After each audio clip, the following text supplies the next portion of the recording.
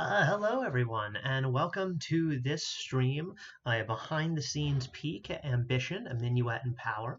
My name is Luther. I am our writer, our game designer, our producer, sometimes our community manager, and sometimes our booth babe. Either way, welcome, and this is our game's editor. I just wanted to talk a little bit and show you folks how Ambition even gets made, including some of the custom tools that we invented to make Unity do what we wanted it to do. One second, I'm going to quickly make sure that my social media posts actually went off because I am unfamiliar with automation. Do, do, do.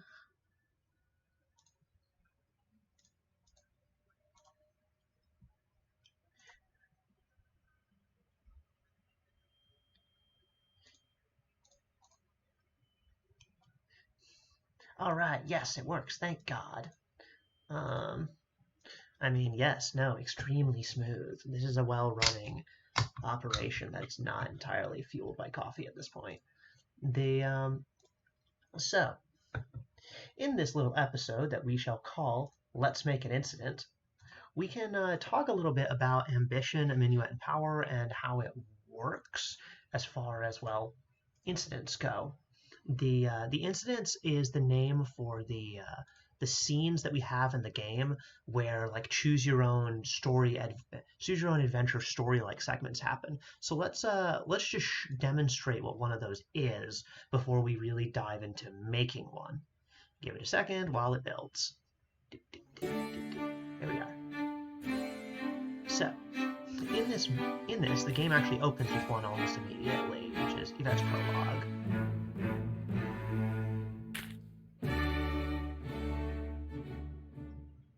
And I've got like 20 things open on this machine as far as editing tools wise, so everything takes a little while. So you'll see that there's some key features in this. You have like these background arts, you have the text here, you have the ability to advance when there's no selection options. And then you have like selection options, you have little icons that show what the selection options do. So we'll just quickly hop to the front of this incident. It's like, yeah, I've got all day. And so you're chugging along, the backgrounds can switch, and you can have characters enter and exit the scene. These are all like the core elements of an incident that, convey the story in a meaningful fashion.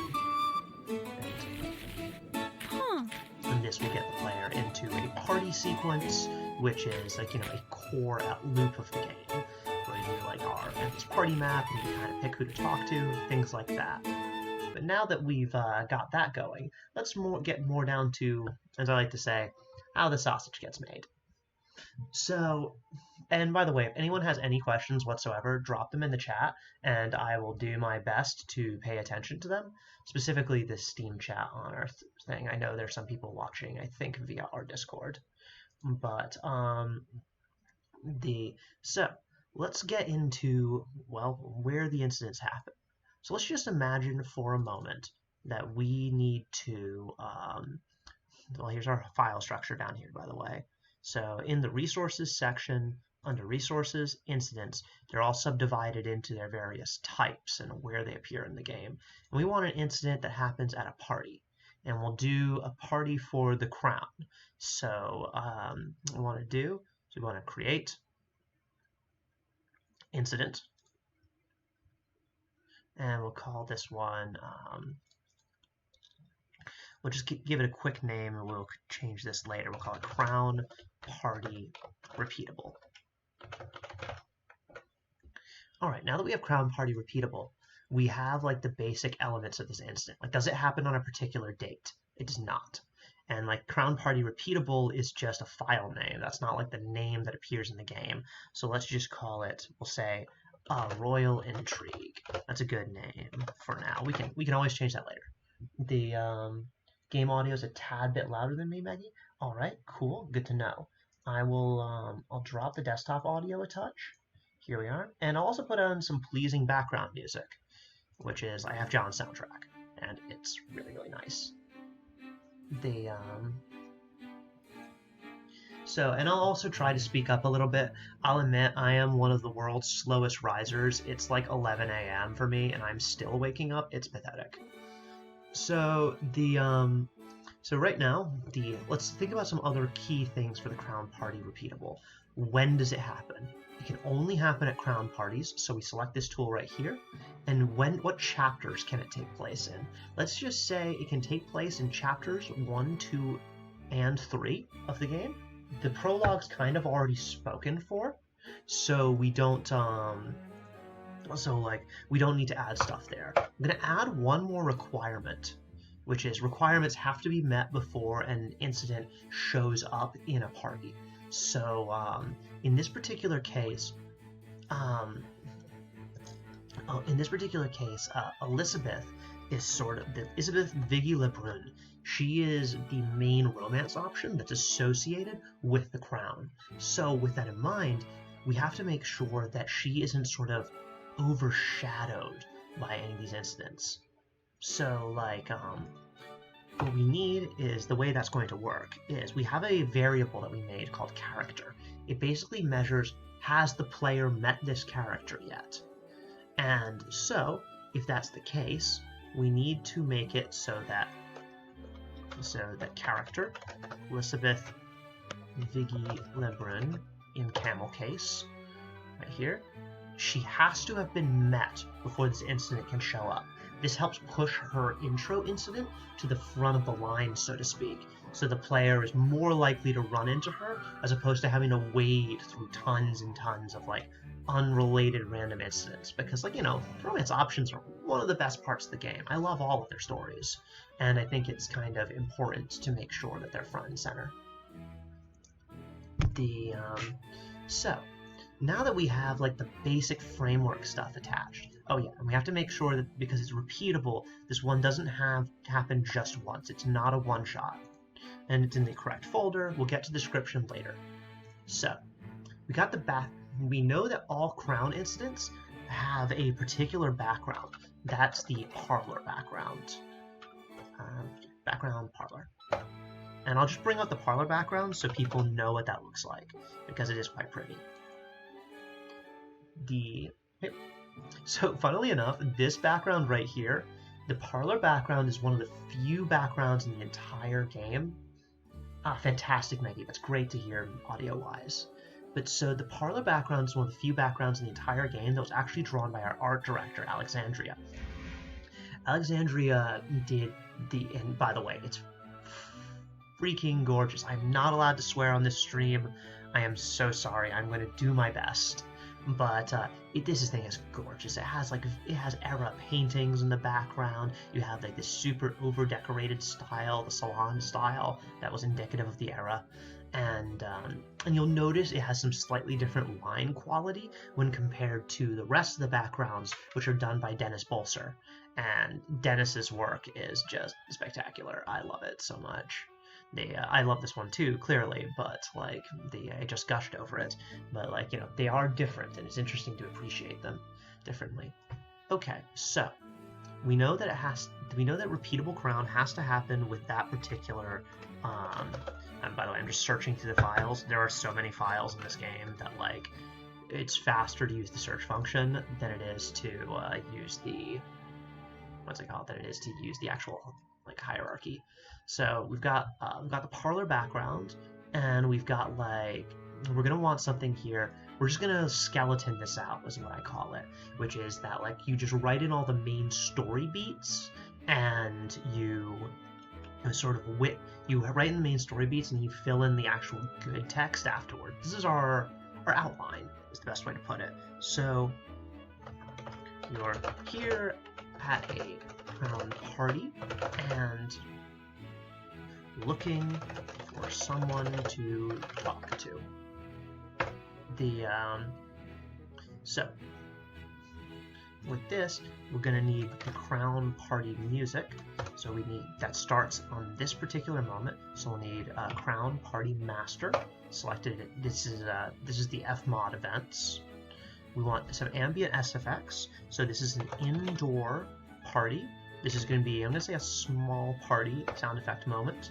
So it's like a smaller room, less crowded people, and there's a different timbre, I guess you would say, between indoor sound effects and outdoor sound effects. I know calling it timbre probably just made an audio person die a little inside, but I'm not an audio person. I've actually nearly destroyed my ears at enough death metal shows that who knows if I can actually hear. And we don't need any one-shot sound effects for this moment. And there's no speaker because there's no one on scene that's speaking. So we're here at the Crown Party looking for someone to talk to. By the way, what you're looking at here does not exist in baseline Unity. This was all made by our lead engineer, Mike, who's literally in the room next door to me. It's a real accomplishment to have this, what we call a node-based conversation system. So let's get the next node. And the next node is you find an August gentleman to speak with. And we don't need to have the background art declared anymore. So we're just going to eliminate that and eliminate the music and the sound effects. The way the system goes is that, like, you know, things when told to display something kind of just display them until they're told to stop. So we need an August gentleman to speak with. He will enter from scene left. That's what the little motion the motion thing is. That's his animation. Because you don't want people to just pop into frame. That's jarring, to be honest. And also, Dennis did our little motion animations, and they're really good. So there's one person who has that visual. We're looking for guest 01. So we'll just go with guest guest 01. We'll say he seems charming enough. And so we will actually want his pose, which is called Charmed, and we'll say August Gentleman. Because he's not like a real character, he's like a minor character. We try not to give them real names because you want the real names to serve as a subtle reminder that this person is a recurring character, a major or a minor, I guess, because this guy is like sort of a non-character. He's almost more of an obstacle. So let's just we actually have all of that, and I'm going to demonstrate what this means. We have, like, you're here at a Crown Party, and we have this other node. You'll notice it has a little arrow leading in that direction.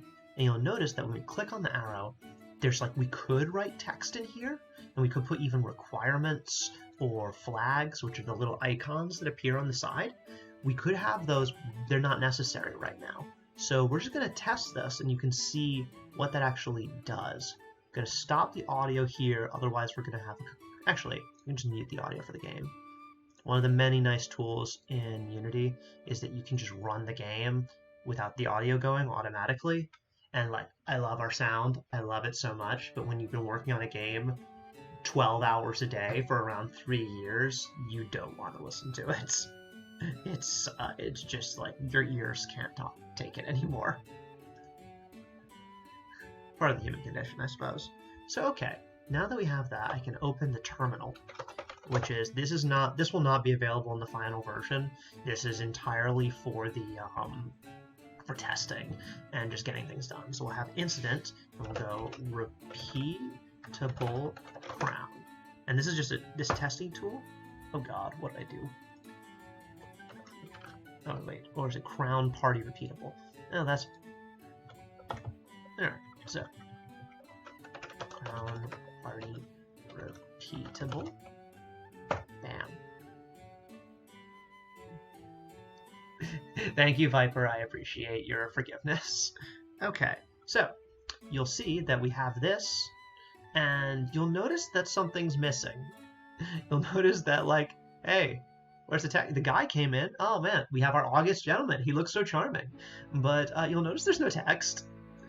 So, you know, therein lies a problem. So we got to fix that. So how do we fix that? We got to go to the localization manager. The localization manager is the tool that you activate to get all the localizations ready. Like, we're writing text in the incident, but The problem with that is that it needs to go into a big bank of strings, because if we ever need to change this game to another language, you can't just have the text in the game. It has to be able to be hot swapped. And so I'm going to localize this, and that'll take a little bit. Like, to give you a little bit of behind the scenes, there is, which I guess is the whole point of this whole video, but there are over 300,000 words written in Ambition. I have written over 3 novels, for better or for ill, and so now that the localization tool is should be good. Let me check on that. There's an easy way to check that. By the way, this is Unity Collaborate. It's like Git, but not, for better or for worse. I'm gonna see if English.json has updated. If so, that means our text is updated. No, it is not. Alright, well, we'll get back to that in a second. It will take a sec. It'll take a moment for that to all happen, but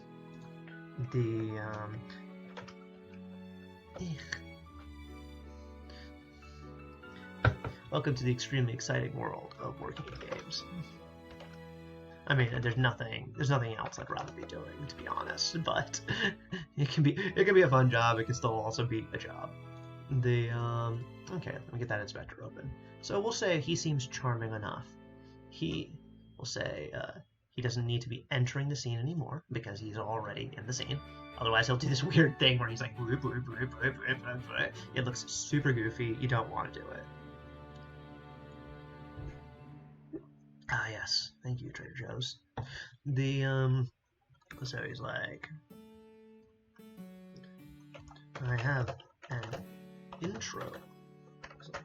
I have an intro line of some sort that establishes my character.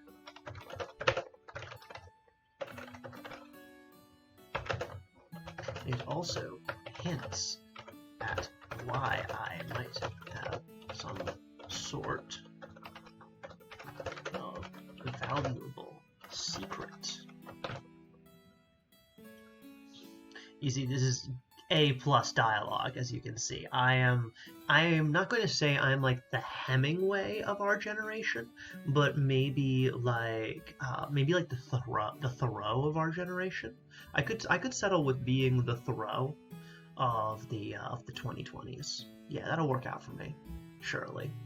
And he's like, but please, enough about me. What about you? Gotta create an opening in the conversation. So he's probably going to be changed from the charmed stance to the approval stance. And oh yeah, when he talks, he should have like a little one-shot sound effect, something like we'll say charmed because he is so charming. We'll do the male bark. It'll randomly choose from one of 3 different, kind of Simlish noises is, I guess, the best way to describe our barks. The sort of business. Because the thing is that, like, we don't have the money for voice actors. Like, it's one of those things that, like, voice acting is perhaps one of the most expensive things in games on, like, a per-moment basis. It is staggering. And that's not to say, like, voice actors are too expensive. It's just, like, their labor is worth it. It's just you need to have a lot of money. I see Micah's in the chat. Michael Seltzer, her coding genius, perhaps a wizard, a god, an atom bomb in the shape of a man, made these incredible tools. Does that work? Is that good? But yes, so like this is a tool, we actually colloquially refer to it as UFlow because it's in Unity and it flows. And so we're going to have now some things to say.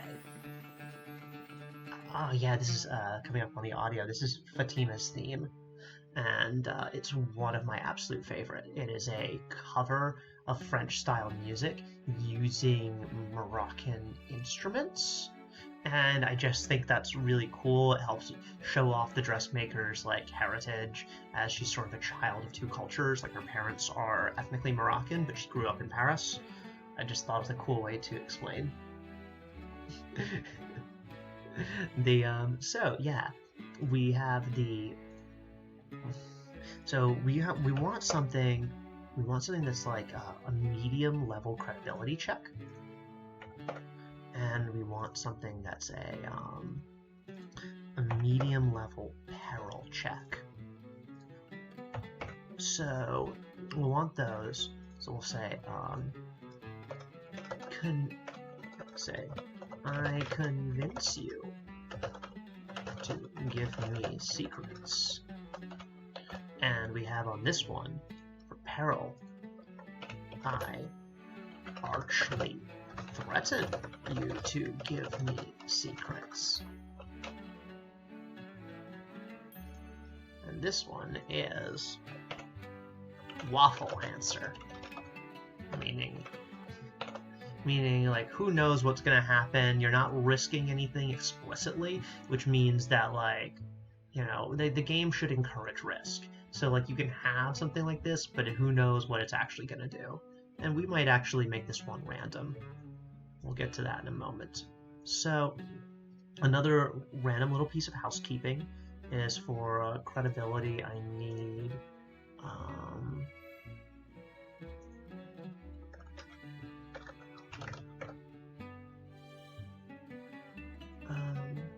stat update string guide, random document that I have for these sort of things. So the tooltip string for this guide is here. And the tooltip string for this one is here. Yeah. Okay, let's hit up that localization manager and double check on our business if it localizes.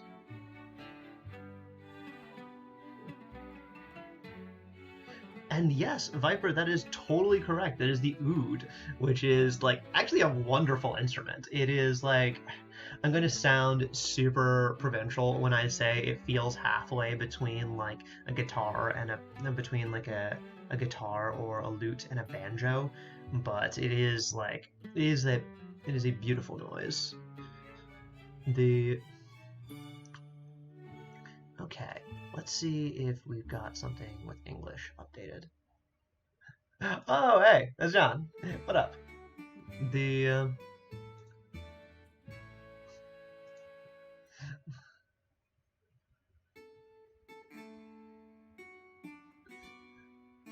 Okay, let's do a...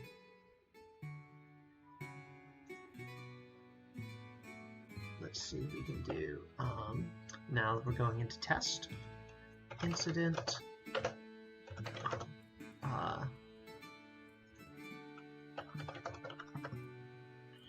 instant crown party repeatable. Bam. All right. So remember the text we inputted earlier? You're here at a crown party and looking for someone to talk to. You'll notice that we have the little dots, which indicate in classic visual novel language that there's more text to be had, but no options to be had. You find an august gentleman to speak with. He seems charming enough. I have an intro line of some sort that establishes my character. I don't know why he has a British accent, but he does now. It also hints at why I might have some sort of valuable secret. But please, enough about me. What about you? And so we've got like the little medium credibility check icon, medium credibility challenge. We've got this one, the medium peril icon. You'll notice it's medium peril because that's 2 exclamation points. And we have our options. We have, I convince you to give me secrets. I archly threaten you to give me secrets. Waffle answer. And like you see, there's no text for there yet. We haven't written it, but yeah, that's more or less how it goes. Whoop.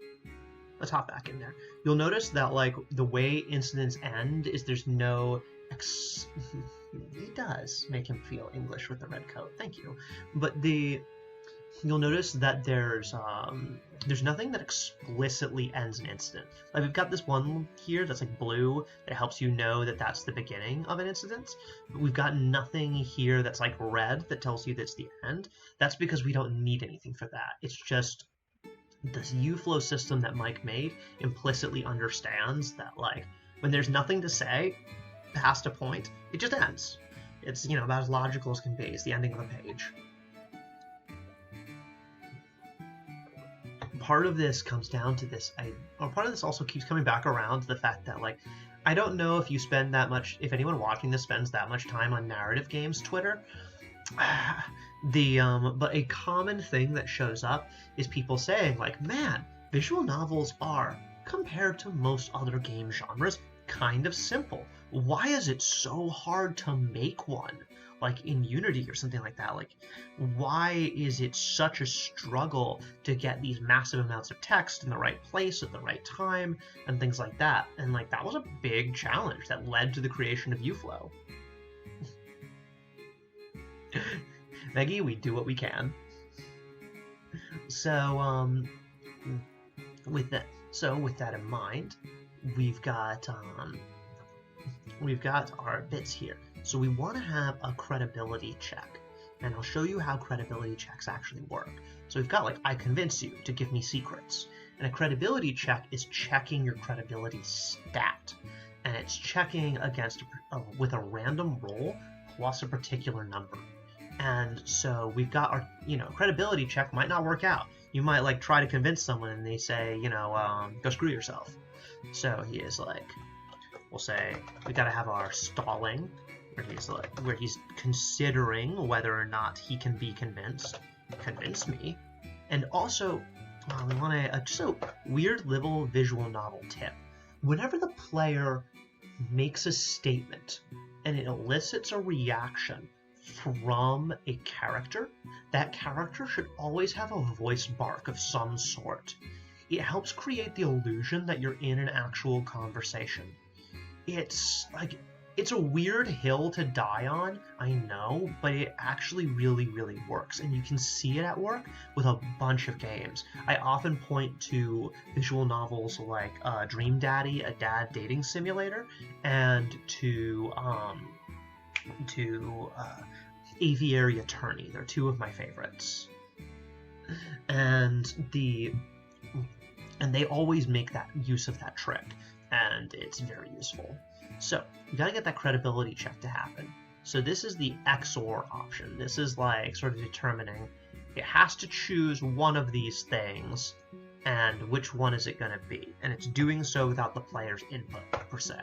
So we need a requirement, and this is if we want the player to succeed in their credibility check, they need a 70 or higher.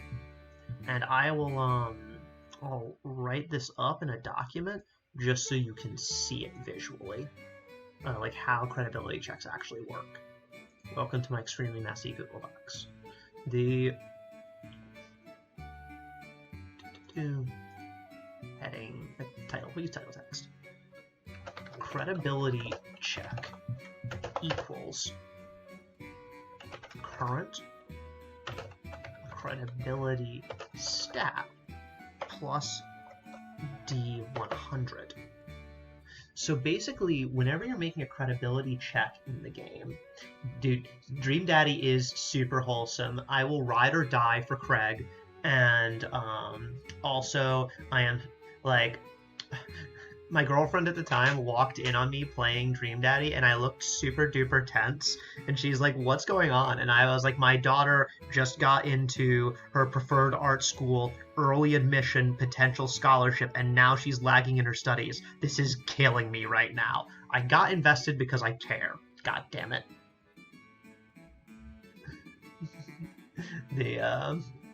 So to get back to the actual functioning of the game, a credibility check is basically it's your current credibility plus a D100 stat. So basically, more credibility means you're more likely. So like if you want to succeed a medium credibility check, you need a 70 total or greater. Put this in You need 70 total or greater. And and the thing is we also have some fail-safes in that, like a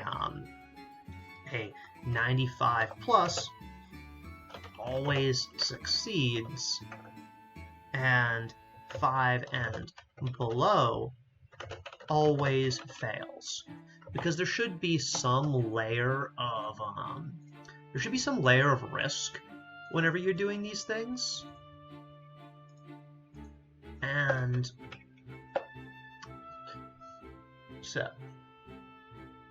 what if you're proficient in the check, Donsko? I mean, well, if you're proficient, you can probably add your persuasion bonus. And, I mean, I'm not going to give you advantage on this. You don't even know this guy. You need to have a pre-established relationship with a character before you can even start calling for advantage in persuasion checks. Yes, that was a Dungeons & Dragons joke for those keeping track at home. So this is the basic breakdown of how a credibility check works.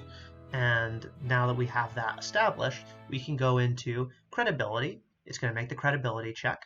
It's going to need a value of 70 or greater to get the success. And if it fails on that, it's going to go to the one that has no requirements, and it's just going to go along with it. And which means that it's a failure option. And he's like, I don't believe you. I think you're just after my secrets.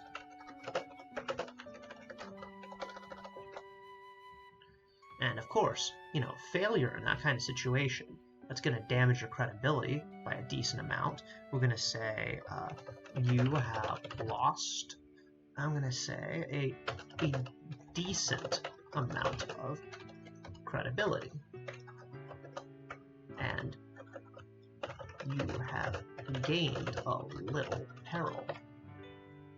And so we have 2 rewards. And I know it's going to sound weird to hear like bad things happening to the player and say like, why is that a reward? Who is this being rewarded? But you just need a unifying term for stats being altered in a block. You'll notice that the rewards are the exact same as the requirements. That's because the items being moved around, these variables, we collectively refer to them as commodities. You can be rewarded commodities, and you can require commodities for the player to be able to do certain things. And as you can see, there are many things that can be changed for the player. Like, have you met a character? Does a particular tutorial invoke? Does the allegiance of a particular faction change? Does a particular incident happen? Because some incidents can daisy chain into each other. Can you hire a particular servant now? Or can you get livre, which is money in the era? Which also used a pound sign, which is really disorienting to me. What are the things that alter? We need some credibility. You've lost a decent amount. A decent amount means minus 15. Still debating as to whether we should actually reveal these numbers to the player or not. Like, there are some benefits to having a system that conceals numbers from the player, but like, I'm still thinking about it, to be honest. That's something that can be altered pretty easily. So, and peril 5. Whereas this, if you're like convince him to give you secrets, and he is like, oh man, I totally believe you. I will unwittingly impart my secrets. And of course, we need to have some quick visual changes on him to show his difference in mood. In this case, we're going to need his face to shift to a negative stance on the failure branch, and we're going to need his and we need a neutral one when he's like, convince me, because that way it's giving a sense that like he's weighing his options with you.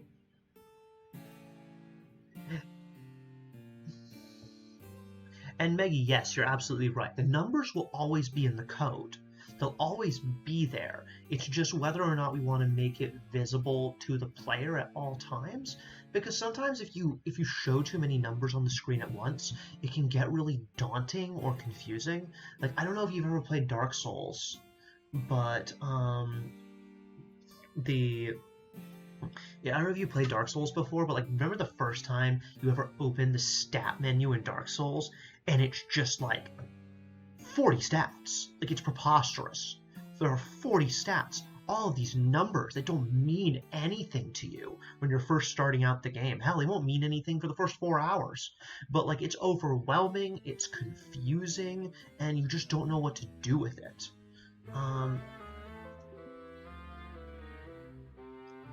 How did I know?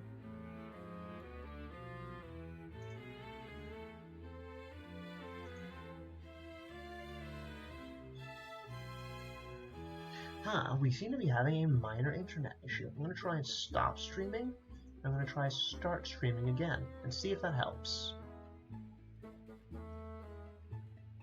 OBS is crashing. Wonderful.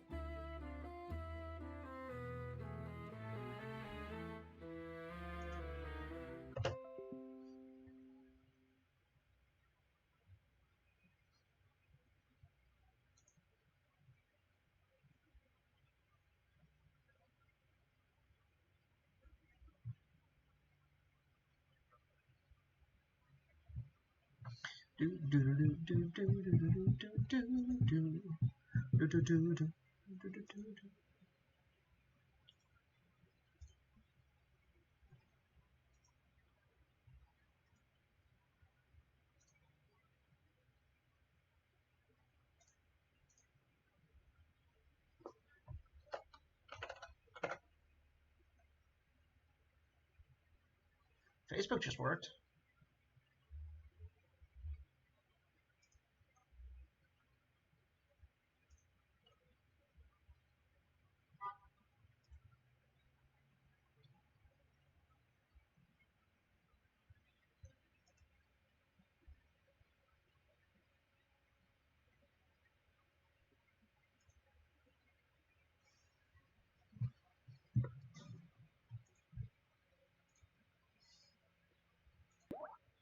I think I'm streaming right now.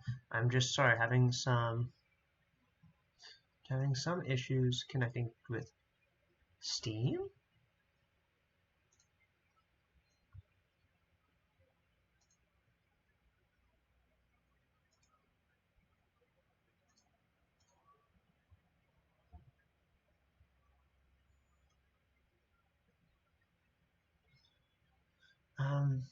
Sorry everyone, I'm just taking a brief moment where I need to make sure that our stream is actually working.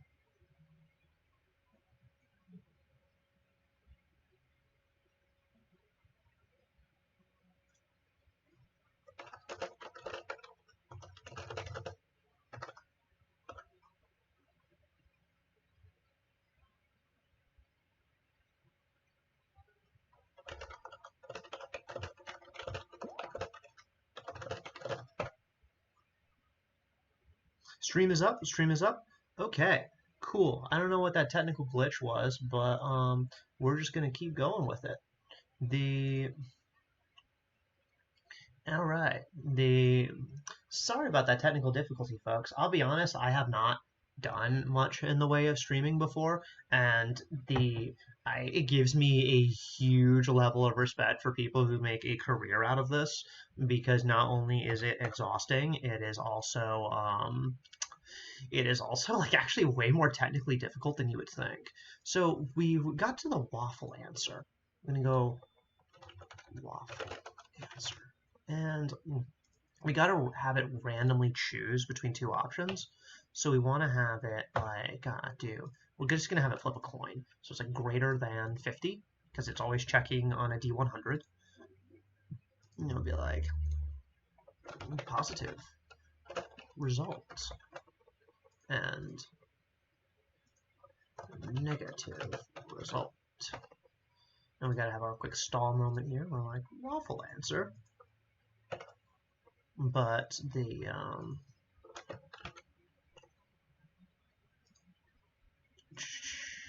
approval negative. Sorry everyone, I might not be responding to the Steam chat much for a moment because I am like suffering from some sort of terrible situation on the on my Steam client. Oh, there it goes. Thank God. The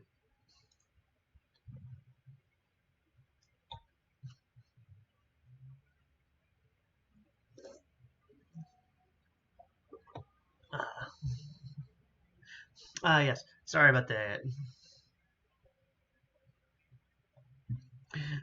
The Okay, so where was I? Christ, completely lost my train of thought. So we have our thing with our situation where it's like, I totally believe you. I will unwittingly impart my secrets. And you're like, okay, well, that means he's gonna be like, you gotta be like totally charmed for that to happen. He's gotta have the charmed one-shot arc, and he's gotta give you a piece of gossip. Like you have gained a piece right before E, except after C, of cheap crown gossip. Now, of course, the thing is that like one thing you may have noticed, it's one of the flaws of working directly in Unity. There's no spell checker in Unity, none whatsoever, and and you could say, Luther, why do you not just write everything in Google Docs and then like copy and paste it in?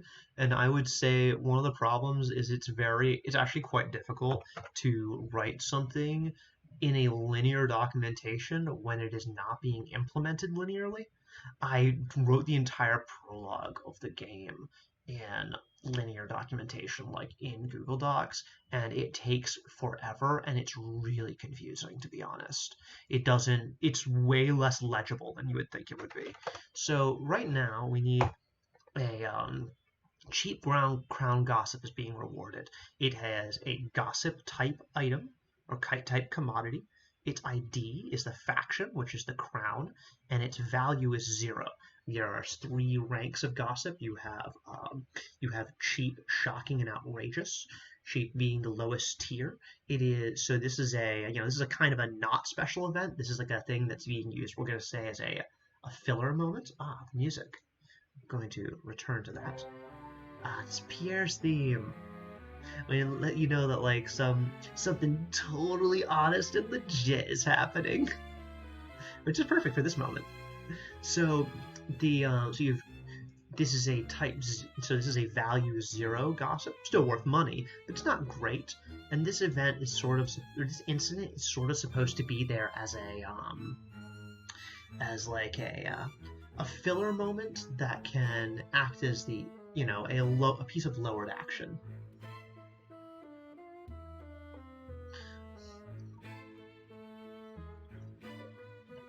And I'm sure some of you have seen Pierre. I'll bring up some art of him for people who are new here.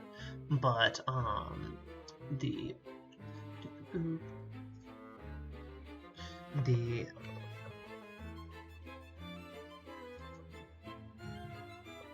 this is Pierre, the owner and operator of Le Trompette de Peuple, the Trumpet of the People. It is a extremely legit newspaper that is all about exposing the truth, and definitely does not run some very shady social pages to make money.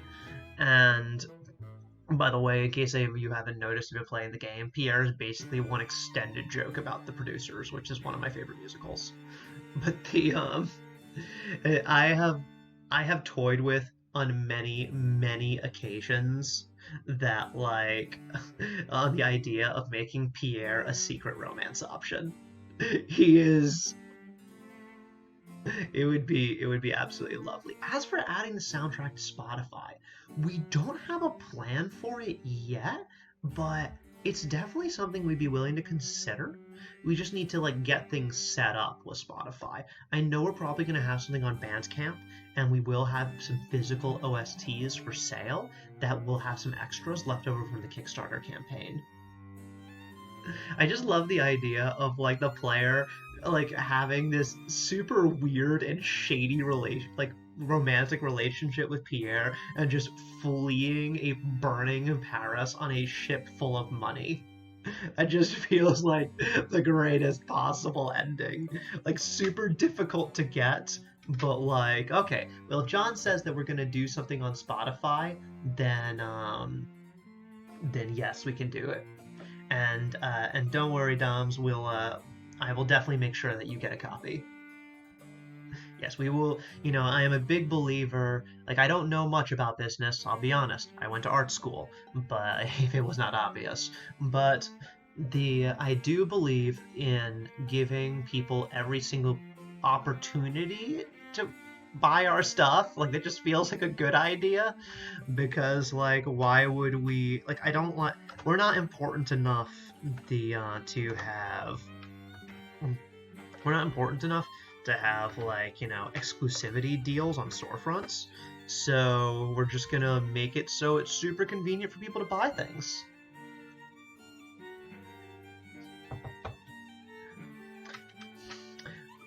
I mean, Mike, hold your horses on making a special character file for Pierre. I mean, if you want to just throw it in, but like, you know, that's gonna be secret Pierre relationship. That's gonna be something we hide in a DLC without telling anyone about it, and then it goes up, and people are like, "Oh, I got all these other things," and hey, why is Pierre like dressing a little nicer? What's up with that? Like, you know, that's the way we slide that in. And yes, the sound financial decision of give people every opportunity to give you money.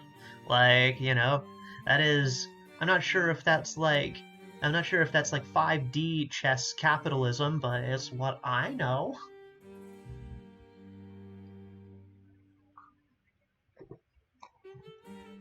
Also, here's my Jeff Goldblum mug. Love finds a way.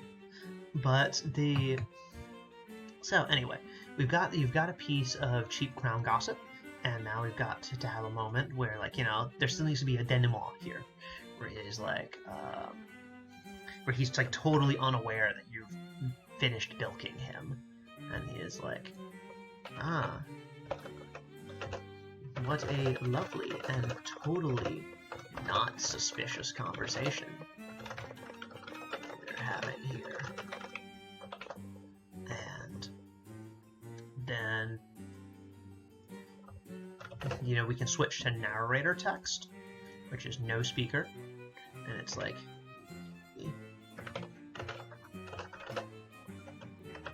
talk with the August gentleman for a while, and make the usual niceties. Probably not how you actually spell niceties, I'll get to that in a moment. Ugh. And niceties in order to be polite. Because that's, like, you know, one of your main weapons in the game is, you know, how to be polite. You'd be shocked how few people actually know. It really is like a special magic skill. When an opening in the conversation presents itself, you excuse yourself to go about your dark works. And we gotta have an exit stage left, and he's still charmed when he's doing it. And he'll just leave the scene, and that'll be the end for that. Whereas he is like, if things go poorly,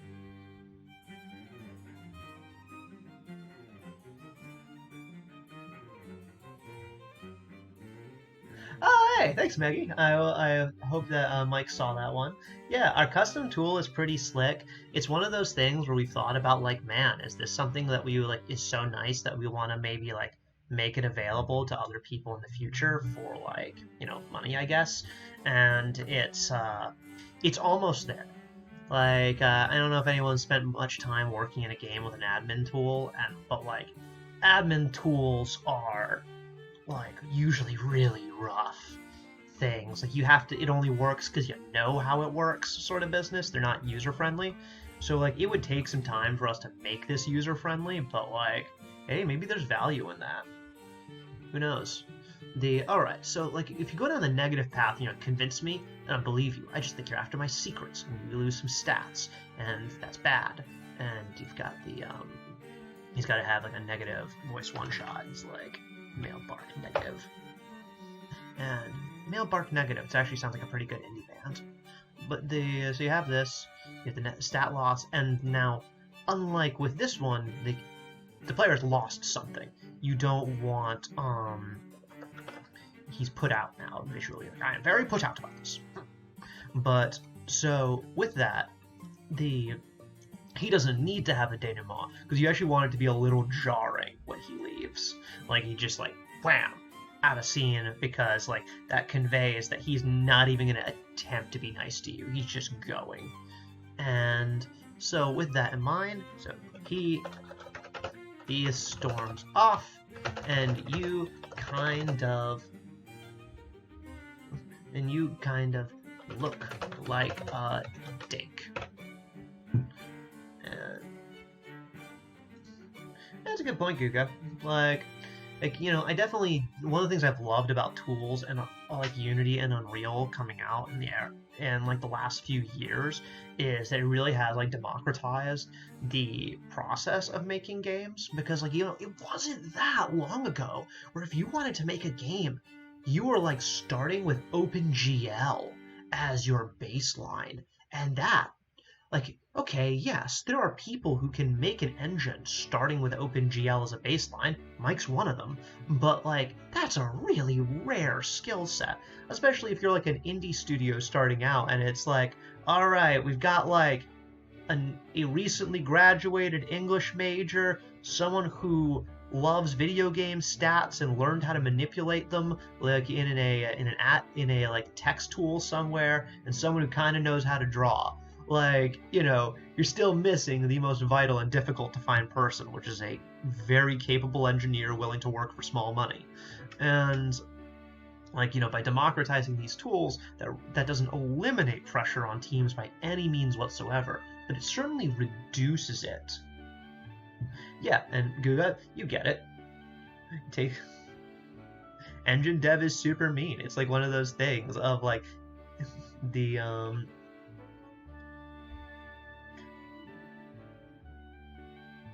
It is true. I am just like, you know, I believe Mike's philosophy was stated once as the tool should be constructed in such a way that people should bother him as little as humanly possible. I like to refer to this as the Sam the Eagle approach, and honestly, it's a really solid approach.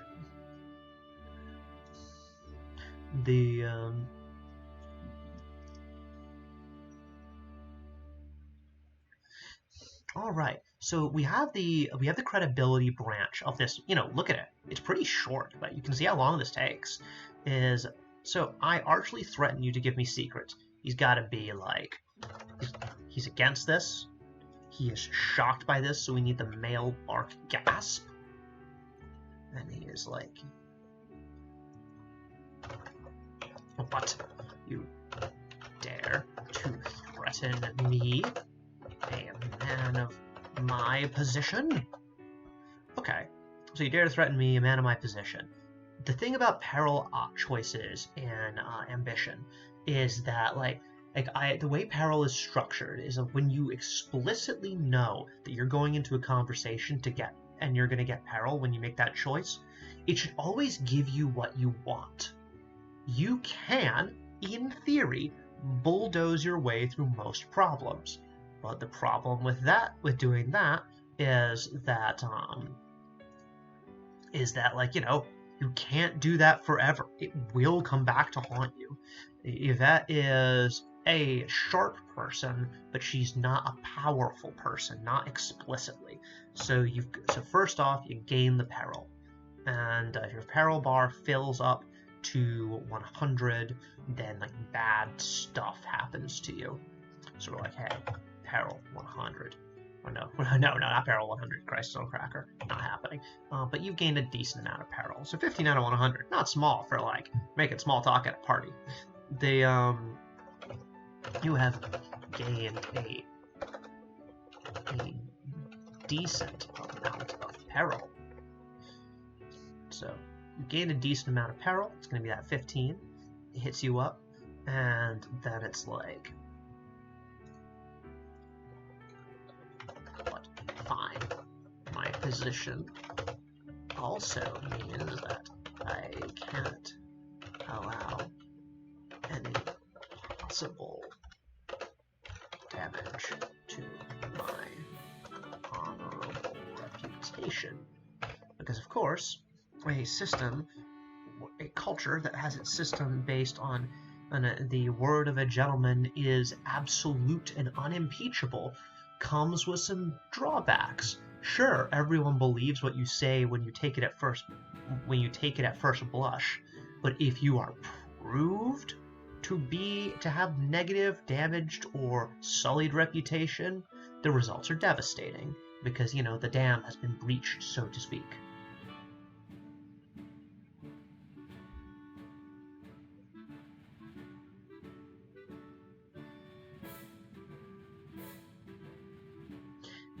Agreed, Guga. That's the nice thing about dog fooding. I see aka it's food you'd only feed to your dog. Whereas like sometimes if we're running that dog food factory, you gotta eat some of it yourself to see if it's good. So he is like, this guy is negative. We're gonna make this the bored face because I know while he isn't bored in this scene, I know that the gentleman's face in this particular angle, when he's bored, he's like looking off to the side and he's like fine. So and he's like, he tells you secrets. Then got the you have gained a piece of cheap crown.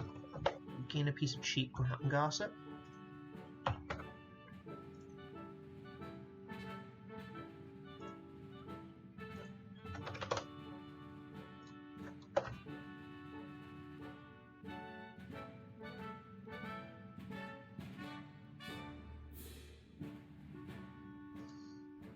Yeah, absolutely. They hopefully the CEO of Unity doesn't like personally punch me in the face for saying this, but I do legitimately believe that the Unity as a program would greatly benefit from having an internal team whose only job is to make games in Unity.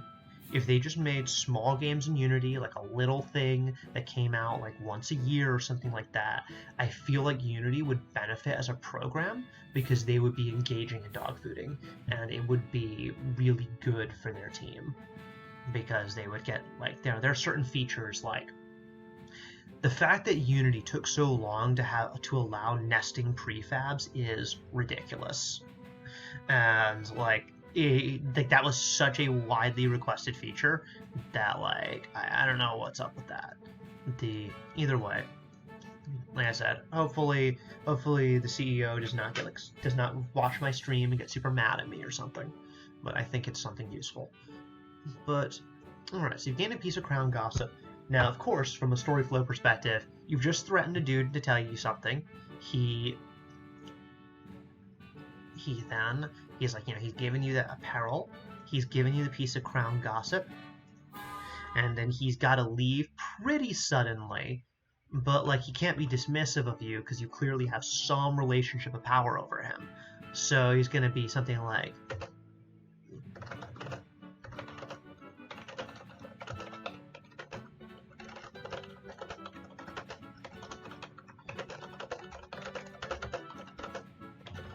so he's all like, you think this is over? Ah, the last laugh eventually. You can't be a jerk forever. He's so wrong. You can be a jerk forever.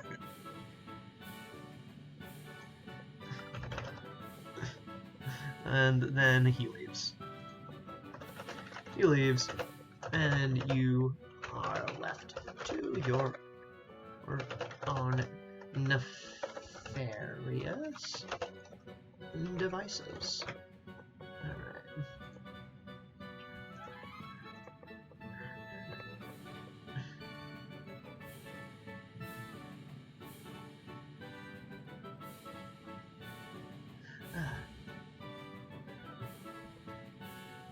So let's see. Now we have like the entire credibility line. We have the entire peril line, and we now have to get to the waffle line. And once we do that, we'll have the entire incident skeletoned out, and then we can start thinking about like how it actually sounds, because this text ain't going in the game, I'll tell you that much. So we got waffle answer, so it's like waffle answer, and we'll figure out what that actually means later. But like waffle answer, well, I do actually find waffles quite wonderful. You seem like the sort I can trust. And he's gonna say he's like charmed by this statement. I mean, he's got like a neutral on the waffle answer. Then it randomly chooses potentially to go positive to the positive branch. Male charmed sound effect. He's got the male charmed bark to be specific. And now the thing is, we could write out an entire unique thing for the waffle answer, but I mean, sometimes you do just have to accept that, like, if you write out unique things for every single little thing, you're gonna get bloat. Like, you're gonna be saying the exact same thing, only the words are in a slightly different order, and like that's not actually good writing, that's just more writing. So let's see if we can find a way to loop this into some existing text, so we can just spend all of our time working on one line of text and making sure that one sounds really good. Like, I'm using these time-saving and letter-saving tricks, and again, ambition still has 300,000 words. So, like, you know, gotta keep that in mind. So he's like, you seem like a sort I can trust, and we're gonna draw a connector actually all the way over to here. So, like you seem like a sort I can trust. You've gained a piece of cheap ground gossip, and then it follows the line of if you had convinced him before. So it's like, what a lovely and totally non-suspicious conversation we're having here. You talk with the august gentleman, when an opening in the conversation presents itself. So, and we're gonna have like the negative result over here, and he's like, well, what if there was a different situation? It's like, well, I actually find waffles quite distasteful, madame. How dare you bring them up in my august presence?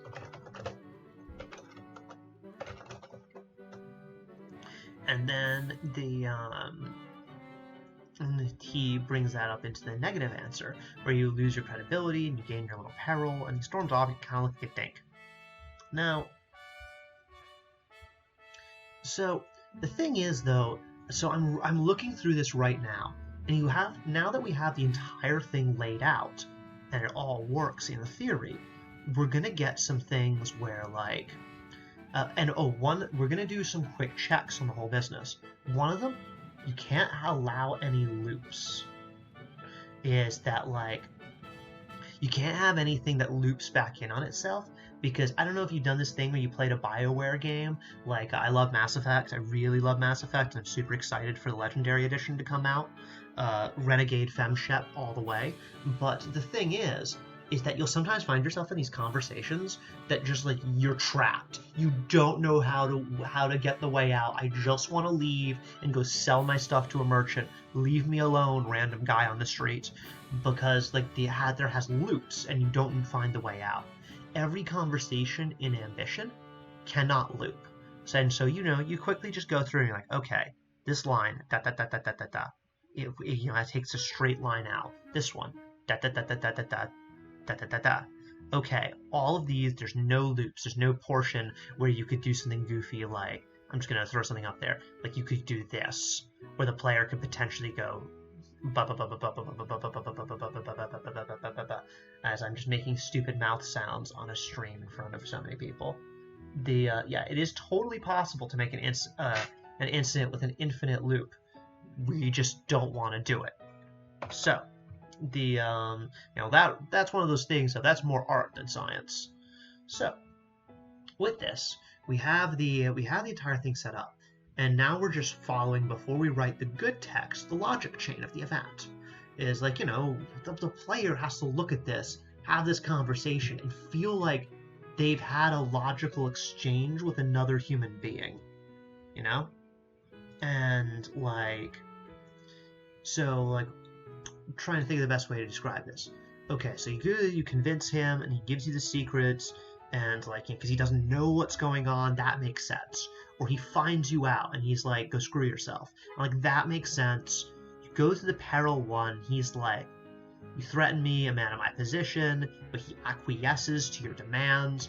This all makes logical sense. Like, you know, we've seen scenes in movies where all of these outcomes have happened. The waffle answer, while necessary, because you should, in almost all cases, I think this is John Ingold talking through me in this moment, is that when you are designing dialogue, you should generally go in the style of accept, reject, or deflect. And with accept, reject, or deflect, those are like the three possible things the player can say, because you want the text of the conversation to generally be the same, which is, in this case, Yvette approaches a person and tries to extract secrets from them in an arch party-esque way. But you want like your approach to the conversation to be the same. Like, we don't want accept, reject, and non sequitur, because then that just feels like a bad conversation. It's bad writing. Whereas accept, reject, we have accept, which is, I have this secret, and you're like, well, I wish to embrace that line of conversation, which is the credibility check. Or here, enough about me, what about you, is rejection. It's you going, no, you do not get to choose where this goes, I choose where this goes, and you're forceful against the flow of the conversation. It still goes in the same story direction, but the player still has an element of agency in what they say. And then finally, deflect, which is, I don't necessarily want to talk about that. I want to talk about something else. And so, like, you steer the conversation, and it will maintain the same larger story flow, but, like, you get to move around it, is the best way to describe it. So this is our deflection arc, and they're often, like, kind of the toughest to write, because, like, you need to make something deflect from the line of conversation without derailing the conversation, and it requires a little bit of grace. I'm sure there are other writers who this comes super naturally to, but not to me. I'm a little, I guess, too direct, but as a person. So we have like the waffle answer, and like him being like, well, I don't want to have to deal with this. I don't like your deflection, and you lose some things and he just pieces out. Like, that makes sense because we've all been, I guess you can say, stood up in a conversation. Like, the person just bolts from it and you don't know what to do and you kind of feel like a jerk. But whereas like, if you deflect into getting him to give you something, that's a little odd. So it's going to be like, I find waffles quite wonderful. You seem like the sort I can trust. But I also don't like, from a game design perspective, the fact that in the waffle answer, the player kind of didn't wager anything. Like, with a credibility check, you're making a wager. You know that you're making a wager against your stats and you can fail. And with the peril, you're buying something. You're paying peril in order to gain gossip. Whereas the waffle answer, having the same stat outcomes as the credibility line, that creates some bad things. Like, that just, that starts to say, like, why care about credibility stat if you can just waffle answer your way through everything? That's... So let's try something where the waffle answer... I think the waffle answer should still have these major losses because, the player chose not to use their stats, and we want to encourage them to actually use their stats. Not force them, encourage them. And so I'm going to say, well, I do actually find waffles quite wonderful, but you seem like the sort I can trust, but I'm also going to silently judge you. Thing seems a little off, which is that, like, this idea is that, like, you've distracted him he kind of is on to the idea that maybe you're distracting him. So we'll say to approval, and we're going to actually have the player lose a little credibility. I've lost a little. A little credibility is -5. It's tiny, but it's enough to poke the player a little bit and go, hey, that was a little,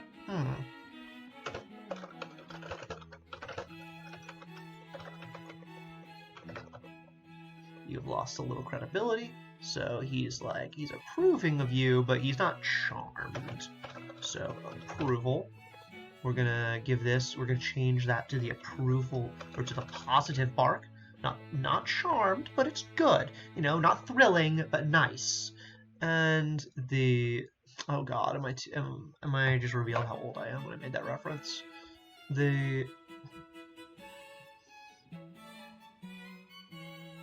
So we need to alter your credibility.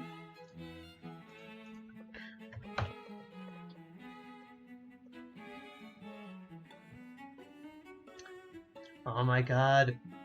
All I'm saying is if we could hire someone to do a lo-fi remix of our soundtrack, and we put that on YouTube with like a little animation of Yvette in her bedroom flipping through the diary, like A+ all around. Love it.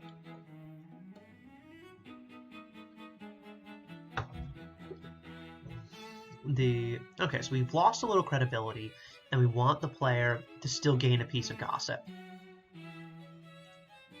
So yeah, but like I'm not thrilled with how it would seg into you gain it. Like I made all this thing about saving stuff and like saving time, but like I'm recanting a little bit. Sometimes you gotta put your foot down.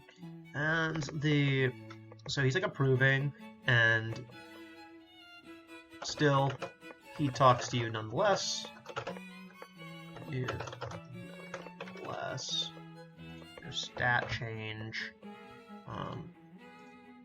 no exit animation, no. Chili talks to you nonetheless. You have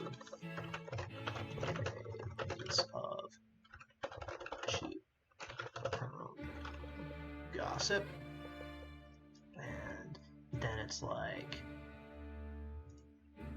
okay, and then we can make the dodge across, and that feels more fluid, because like if you had like, I'm a little suspicious of you, and you lose a little credibility, and then he's instantly all smiles, like that's jarring. That's not good.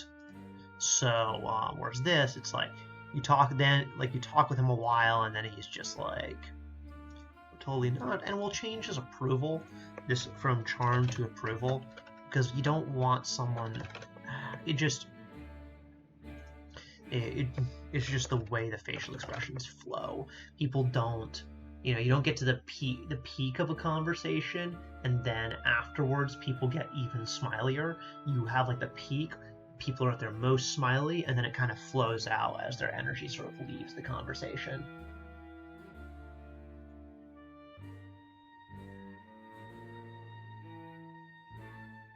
And yes, Cypher, not thrilling but nice was History of the World Part 1.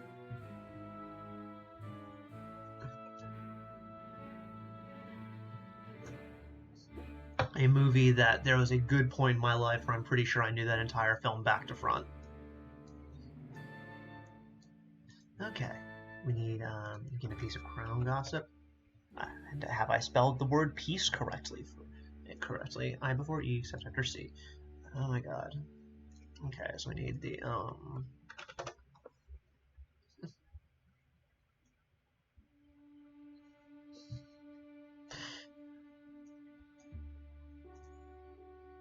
Okay.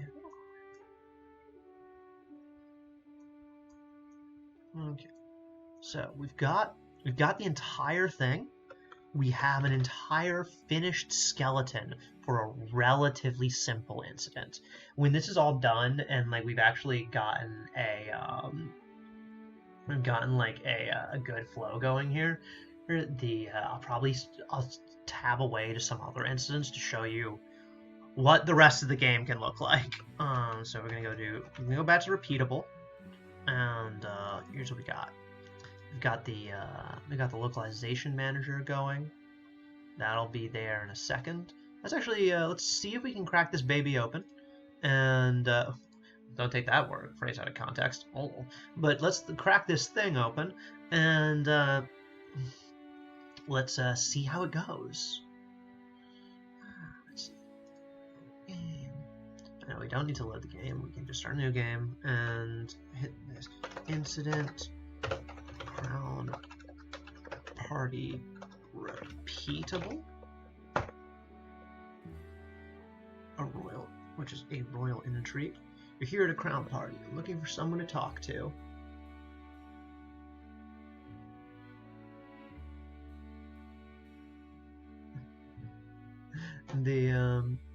Okay, you find an August gentleman. He seems charming enough. He's talking, so he has like the little August gentleman tag up top. He's like, I have an intro line of some sort, establishes my character. It also hints that why I might have some sort of valuable secret. But please, enough about me. What about you? Alright everyone, do you want me to go with the credibility line, the peril line, or the waffle answer? First person to put it in chat gets it.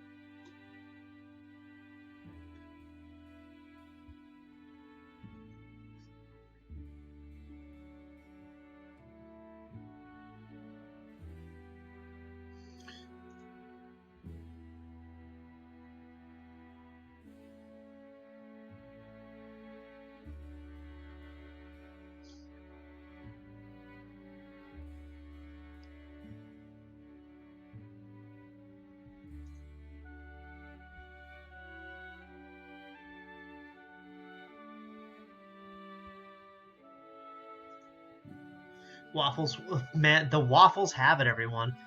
Waffle answer. Okay. As you can see, the localization manager is not caught up with the rest of this, but funnily enough, the rest of the game is happening. Boom. Then he says some things, some stat changes happen, and we're out. All right. So waffle answer. Don't worry, Doms. Your legal obligation towards the Dutch government is fulfilled, and we will make sure they do not shoot you. Also, for anyone watching, we've got like the little thing for our Discord up here, discord.gg/ambitiongame. If you want to make sure that you find about all the latest cool things that we're doing, then definitely join our Discord. It's actually a pretty good, chill community. I like it. Alright, so with all of that handled, and we can see that it doesn't crash in any way, none of the animations are wonky, we can start thinking about, like, well, the tools work. How about actually writing the text? Because, you know, that's like the other important thing here.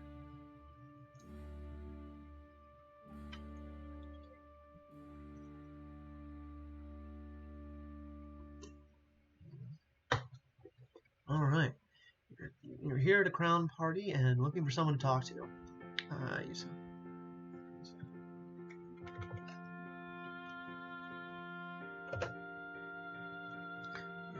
Let's go with something like you gracefully slip between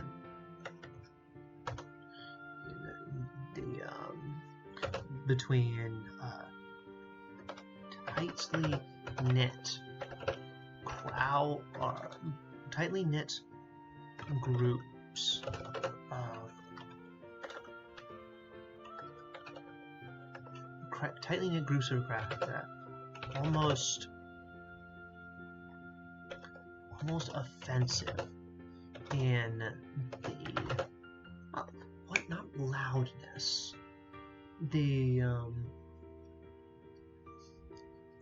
what was it?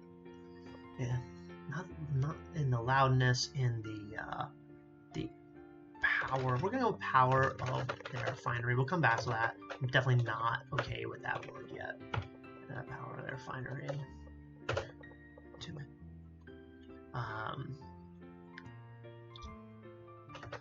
Still,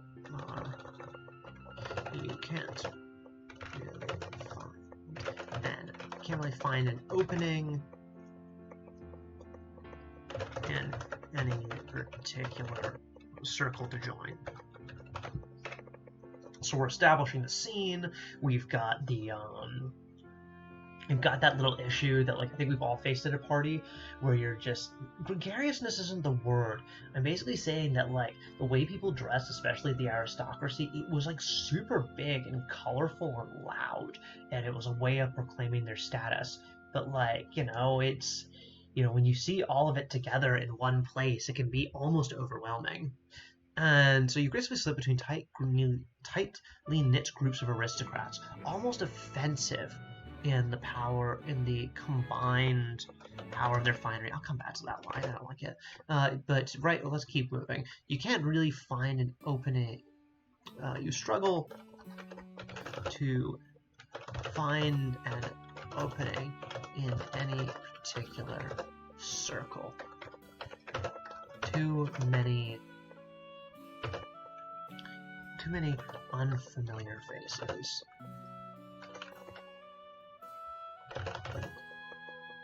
No introductions to be had, because just walking up to someone in a conversation back then, especially as a woman, was really difficult.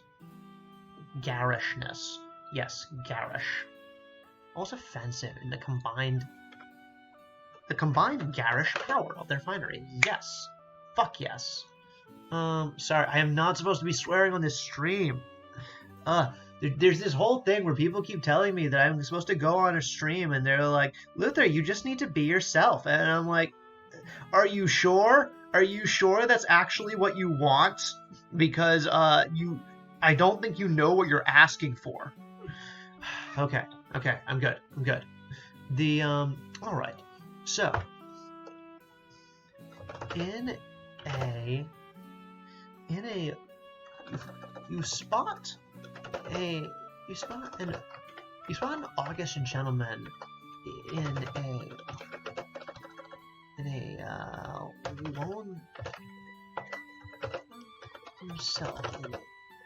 lone corner.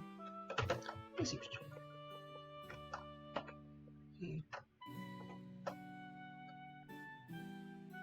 seems You spot an August gentleman by himself in a lonely corner. He seems charming enough. Yes, because you're like, oh, hey, it's just another person at the party who doesn't have anyone else to talk to. I'm going to go in on that. Right.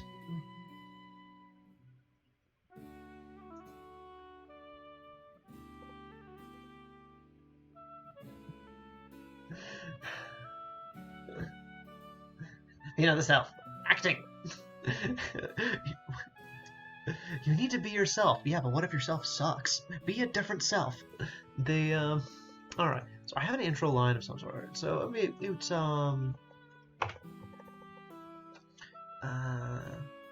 say,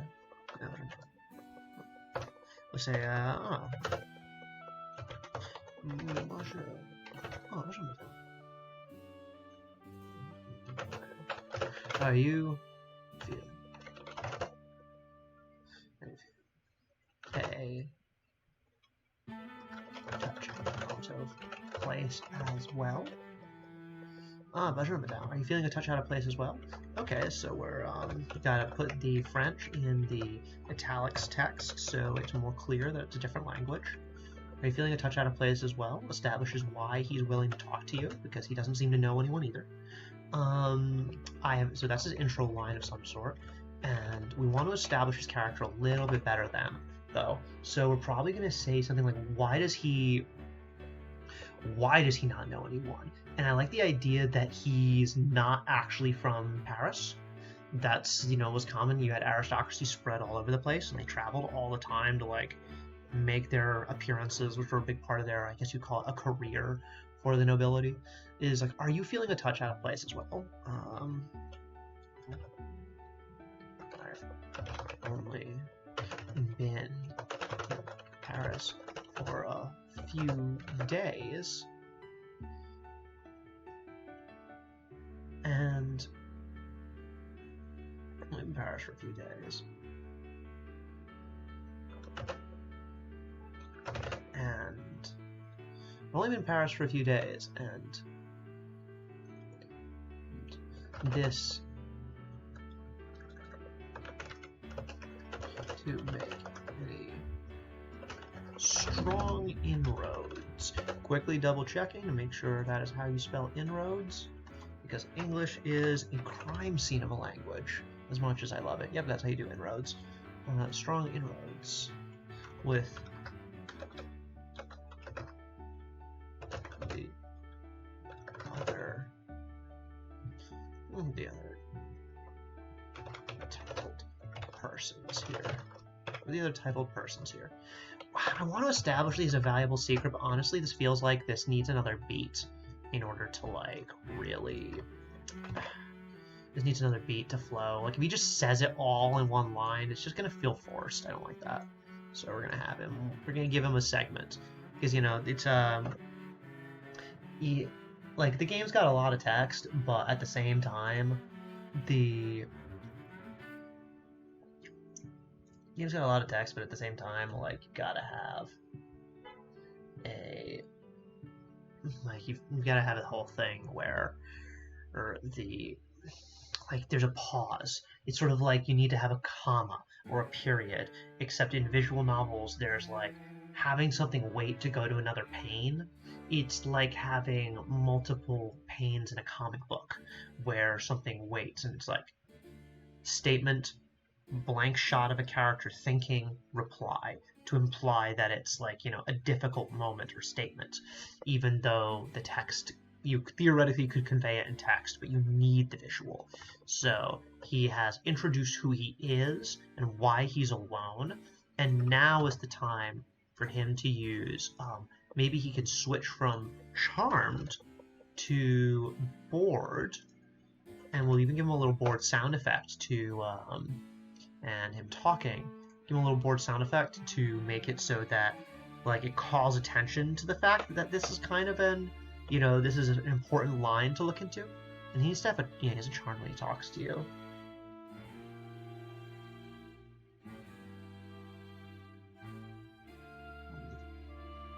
Okay, so with this, we gotta have that. So we gotta have that board sound effect. And he's like, are you feeling a touch out of place? And he's like, though that certainly... So he's got a secret. He's like, though that certainly hasn't stopped me overhearing certain things. So he, like, you know, just sometimes there's nothing you can do other than just read a line aloud, like a person. I swear, I still remember how to people after a year of quarantine. I'm trying. So it's like, bonjour madame, are you feeling a touch out of place as well? I've only been in Paris for a few days, and I have yet to make any strong inroads with the other titled persons here. Though that certainly hasn't stopped me from overhearing certain things. So he's like, hasn't stopped me from overhearing certain things, and that, you know, that's so that, you know, gets the implication that he knows something that he knows he's also not supposed to be talking about. So enough about, you know, well, please, enough about me. What about you? That's like a little too much of modern parlance. There's enough about me. About me,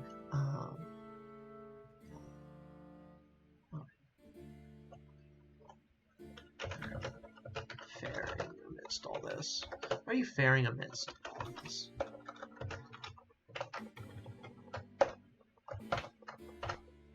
Okay, so here's enough about me. How are you faring amidst all this?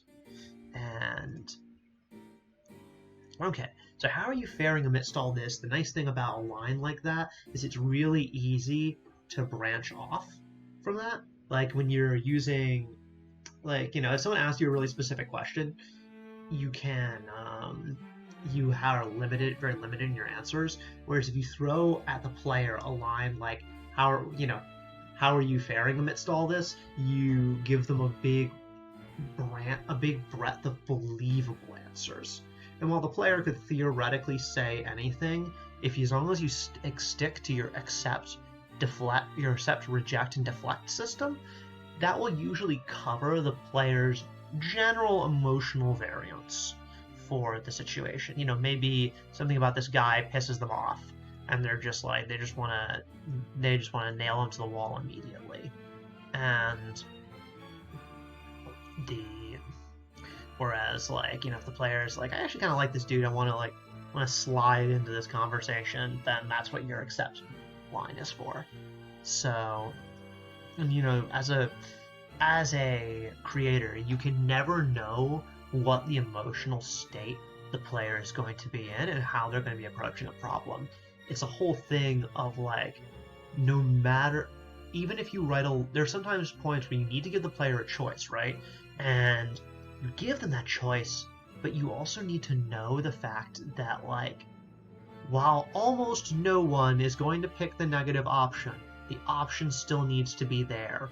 Like, you know, who would possibly kill the Rachni Queen in Mass Effect? The answer is me. I did. And I actually have very good reasoning for it that we're not going to go into.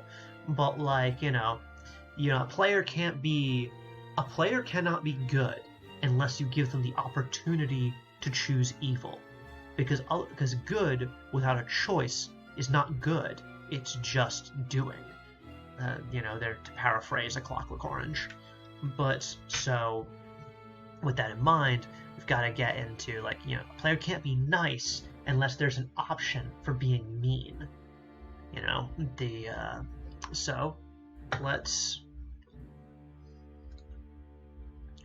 get with, I convince you to give me secrets. These enough about me. So certainly I'm overhearing certain things. And let's bring the focus on that. So, like, certain things.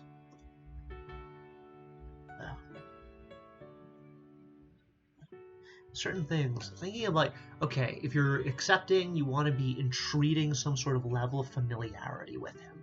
So it'd be like, certain things. Oh, you're not.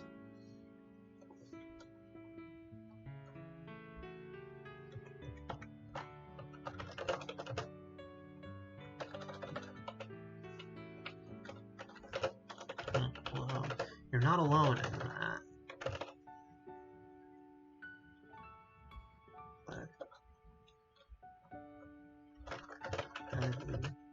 What have you heard?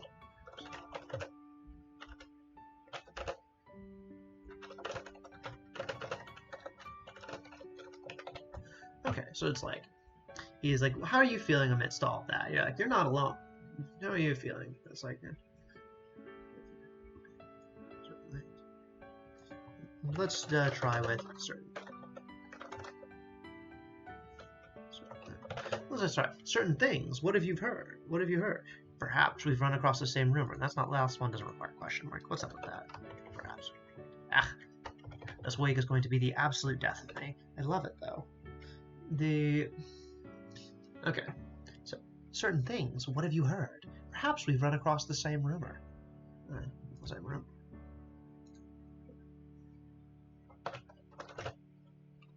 Oh, like same rumor.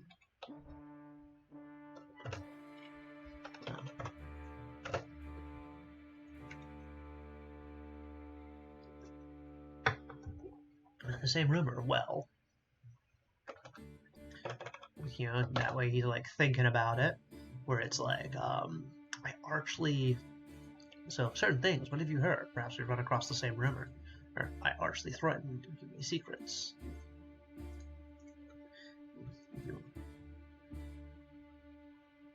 How are you faring? How are you faring amidst all this? Well, enough to know that if you heard,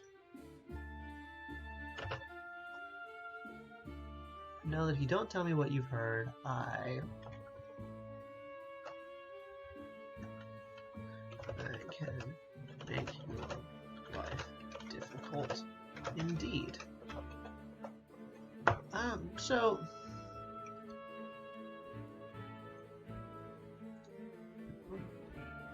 So let's. I'm a little worried about this line. I think it's a little long.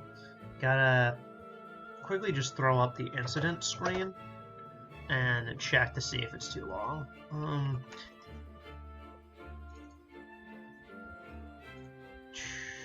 Option 1.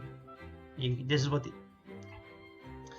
option 1 in the incident screen. We're just going to zoom in on this. This is like what it looks like in the editor. As you can see, it's a little less pretty here. But option 1, we're just going to quickly swap out the text so I can see how long the line is.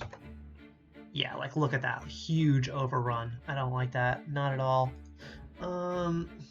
So like, how do we shorten? How do we keep the Baroque language of the period while also maintaining something that is punchy?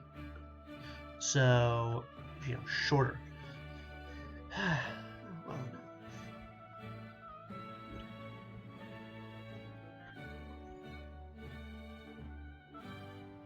Well, how about well enough, but if you don't tell.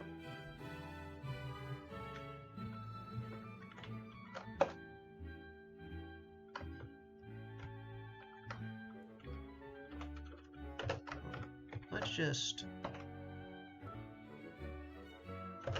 okay, like better. Honestly, of all things, like Twitter's actually been really good. Writing comics in my spare time and working and being on Twitter has really helped me like figure out how to make my language shorter while still being effective. And game writing, your language needs to be smaller. It needs to be shorter. No one wants to listen to a paragraph of text. Almost no one wants to read a paragraph of text except me. I am the guy who reads the entire codex entry in every Mass Effect.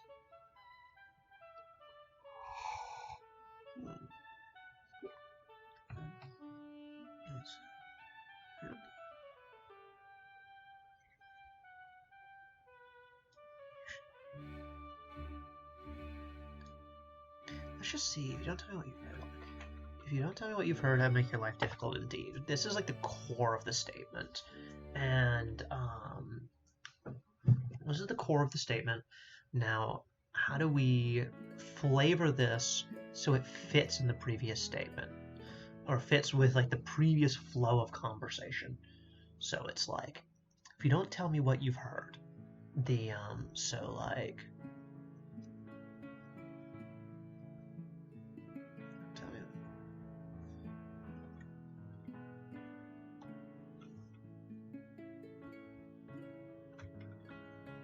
Let's try, tell me what you've heard.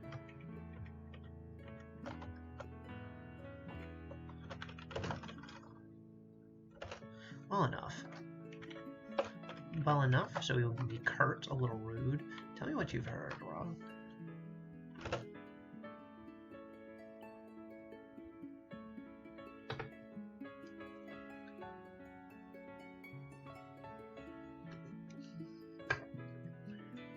Well enough. Tell me what you've heard. I'll make your life difficult indeed. I think that works. Okay, let's go to repeatable. Get back to now that we have that like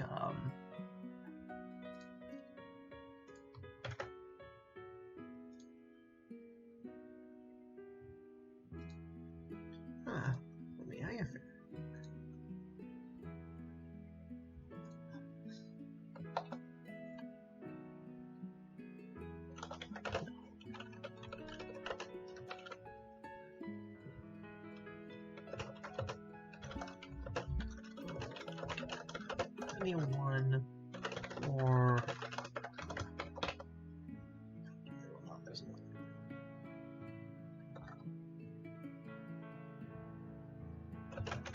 We're gonna do the sometimes referred to as the sad puppy strategy, where you're hoping to get something out of someone by just seeming super pathetic.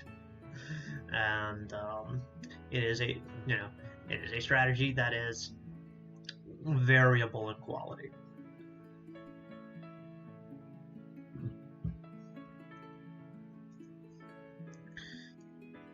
Okay, certain things we do not particularly well. I don't feel like there are anything here. Okay, so we've established the good lines all the way up through this bit, and we have up to here, and now let's say let's go with the negative. I find that the negative responses are. You think the TED Talks are ever gonna reveal like Ted? Like, is he gonna just show up and he's got like this huge man with this massive podium, and like, you know, all of them now have to debate him? I think that'd be great.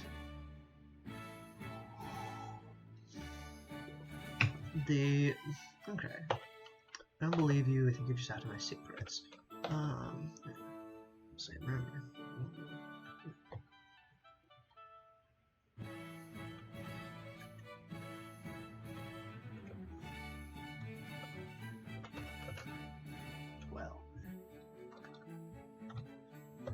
I may not know anyone here, but I know enough not to.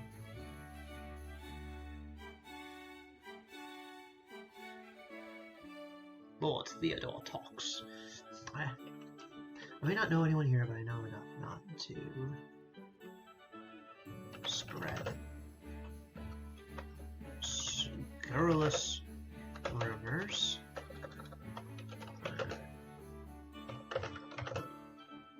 Advise you to do the same. It appears that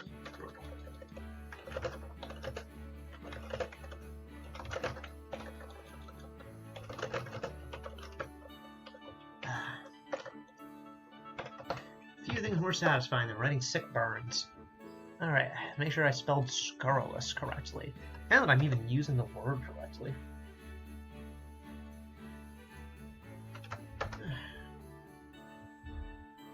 Holy crap, I spelled scurrilous correctly.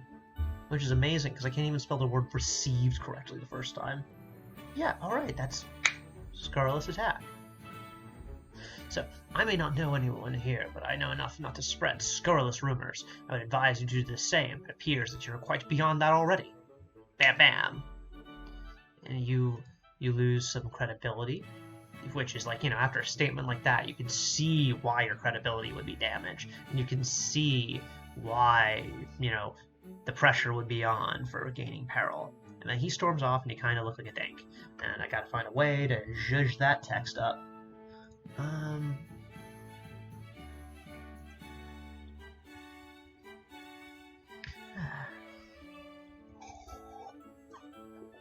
It's true. Our QA people will know if my text will let me know if my text is misspelled, but I'd rather get it right the first time and save their time to do literally anything else than to check my crappy grammar. Okay, so he storms off and you kind of look like a dick. Something like, before you can even formulate a suitably stinging rebuttal.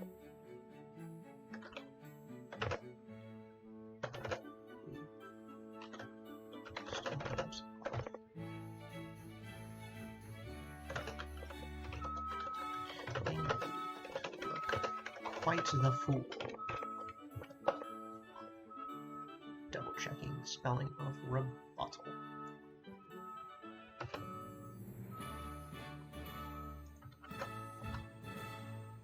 Alright, as our spelling of rebuttal. Leaving for a suitably stinging reply, he storms off. Stinging rebuttal, he storms off, leaving you looking quite the fool. Alright, so, the same rumor, he's gonna be like, the same rumor, well. Sounds weird. Let's see. As we run across the same. Of course, this is a credibility check, by the way, because you're not going to give him anything. Yeah, no, taking only. But, so, it's like, alright. I totally believe you. I will unwittingly impart my secrets. So something along the lines of... Oh, and by the way, for anyone who's, like, coming into this, like, you know, coming into this with a little late in the game, I am going to be leaving this video on loop for a while. So until like our next playthrough or our next streaming event, which will be tomorrow, and it will be me again doing a live play of the latest version of the game, warts and all. So, but you will be able to see the beginning of this talk later. So, with this, I totally believe you, and I will unwittingly impart my secrets. Something like,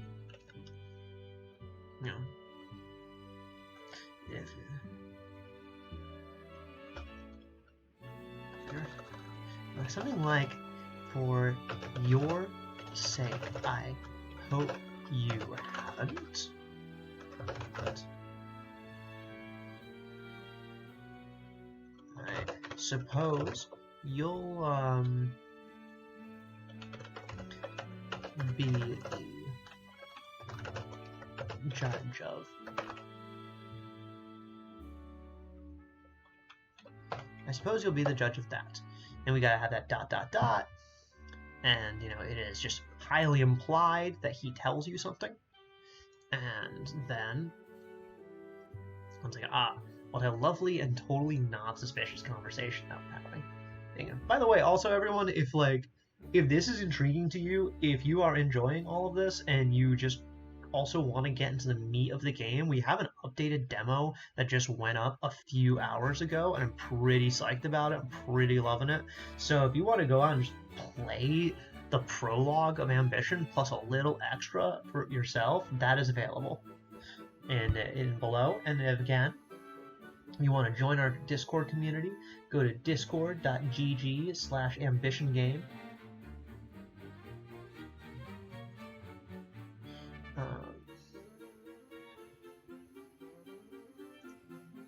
Let's see. Let me totally non-suspicious conversation we're having.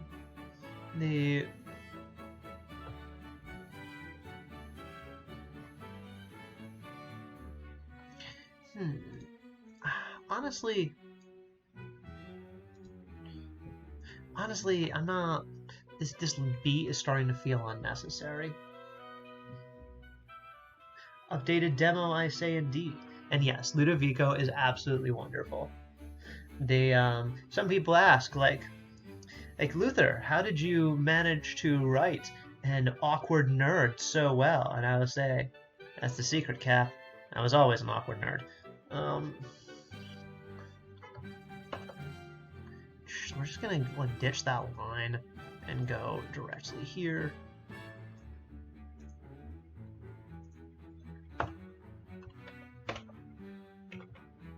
Okay, so this doesn't need direct text. We can just we can breeze through this with some simple narration of like you talk with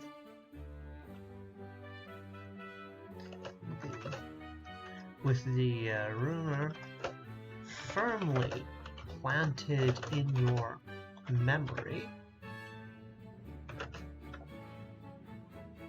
You manage to steer the conversation in such a way that you never actually confirm whether or not you heard that before. Regardless,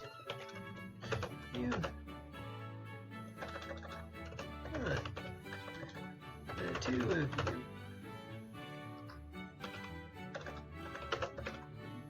can talk for some time.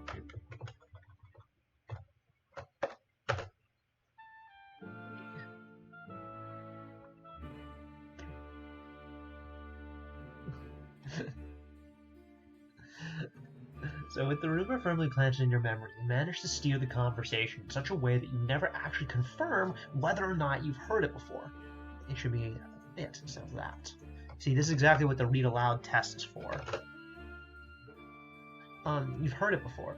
Regardless, the two of you talk for some time, and two of you talk for some time, and you manage to execute all the necessary niceties in order to be polite. With the rumor firmly planted in your memory, you manage to steer the conversation in such a way that you never actually confirm whether or not you've heard it before. Regardless, the two of you talk for some time, and you manage to execute all the necessary niceties in order to be polite. When an opening in the conversation presents itself, you excuse yourself. That's too many selves. Too much selves. And when an opening, you excuse. Instead of presents itself, how about when an opening in the conversation appears? You excuse yourself. And to go about your dark works, while it'd be a very funny way to end the incident, it's not like fitting entirely with what we're going for. Something like, when an opening conversation appears, you excuse yourself to explore, to search for other opportunities.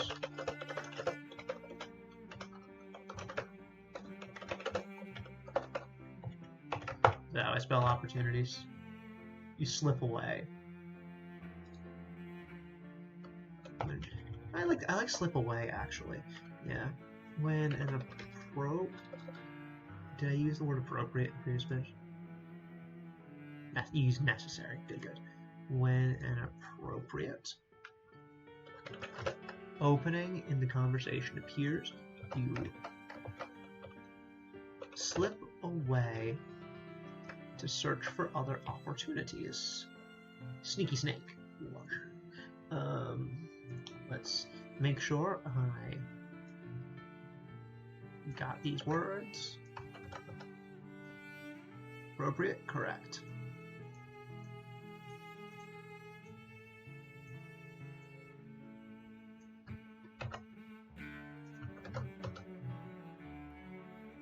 All right, yeah, dude, got opportunities correct the first time too. I'm really nailing today. You never really think I lost a lot of sleep last night.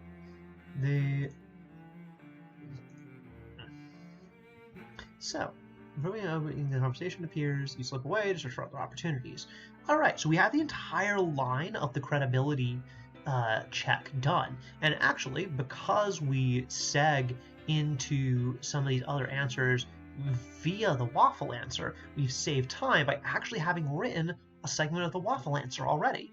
Like, all there is in the waffle answer is 1, 2, 3, 4 actual segments. The only other nodes that are the other nodes are stat updates, which have already been written. So you see, saving time like that is really valuable, especially when you spread it out across the state of, over 100 other incidents. These little things add up and are necessary elements of production. That's the word.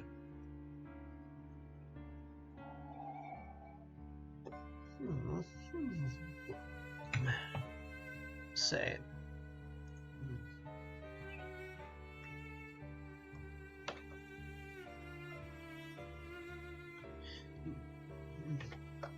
Even think to. So when you're like, give me them secrets now, I'll tell you, or I'll make your life difficult indeed. What? You even think to make such a demand of me?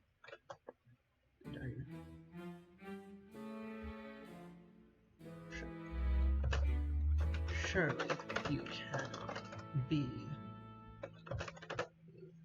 so foolish. Surely you cannot be so foolish.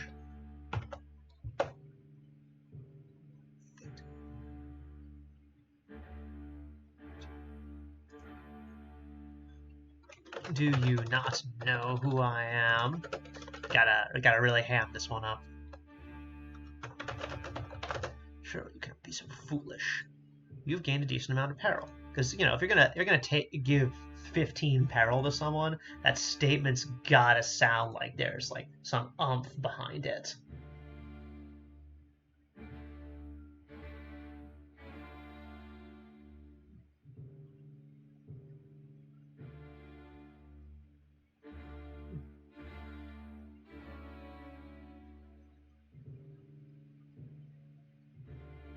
Oh yeah, this is the peril music? It's okay, but fine. My requisition also means I can't allow any possible damage to my honorable reputation. Okay, so like... so something like, nevertheless, I have neither the time nor the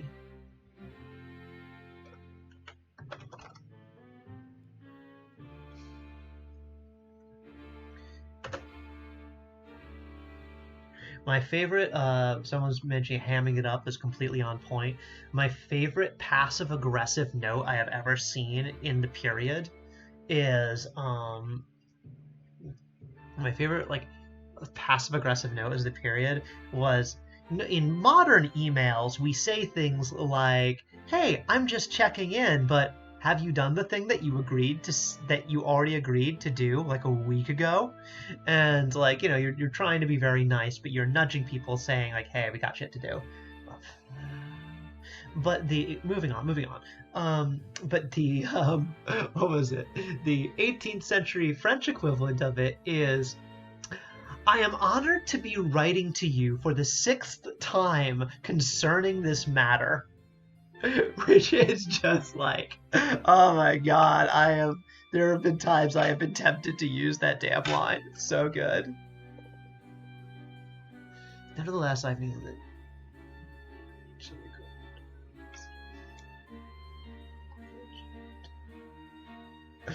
Yeah, absolutely. Like a genuine effort to incorporate at once. There's like, ah yes, and I shall be requiring brunch at once. I feel like at once always has to be accompanied by the little hand clap thing. And be like, ah, yes. Yes, I shall be requiring another beer. At once. Let's see.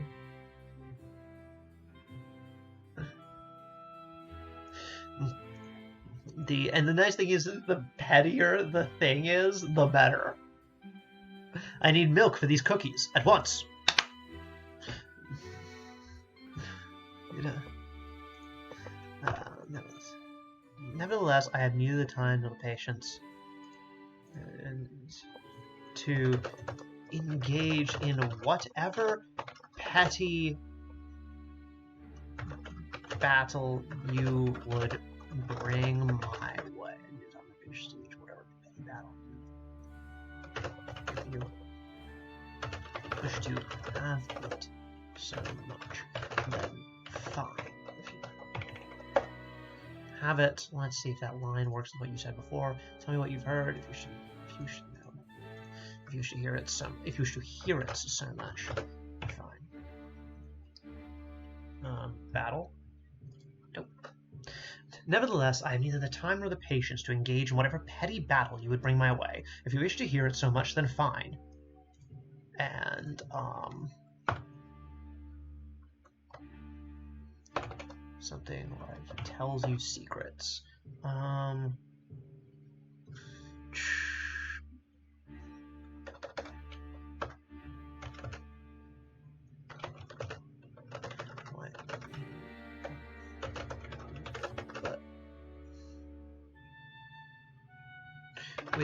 He gives up what he knows, but with a terseness. I have to check to see if terseness is even a word.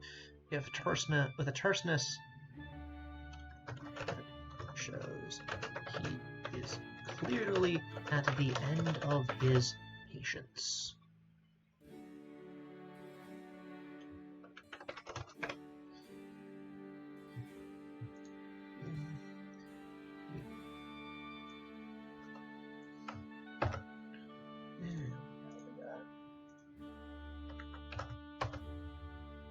Terseness is a word. Hell yeah. Because of what he knows, well, the terseness shows he's clearly the end of his patience. You have gained a piece of cheap crown gossip. You think this over. Okay, so let's give it a, like this line is almost there, but not quite there. For one, he needs to have his little speaker text going.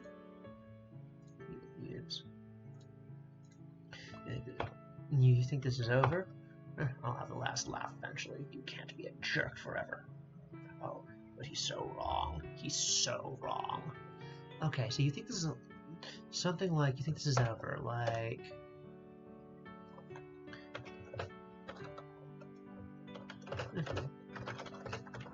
This. You think this is... If this is over, then you are sorely mistaken. I assure you that such not nefarious that can... Oh, is this a word? Let me check.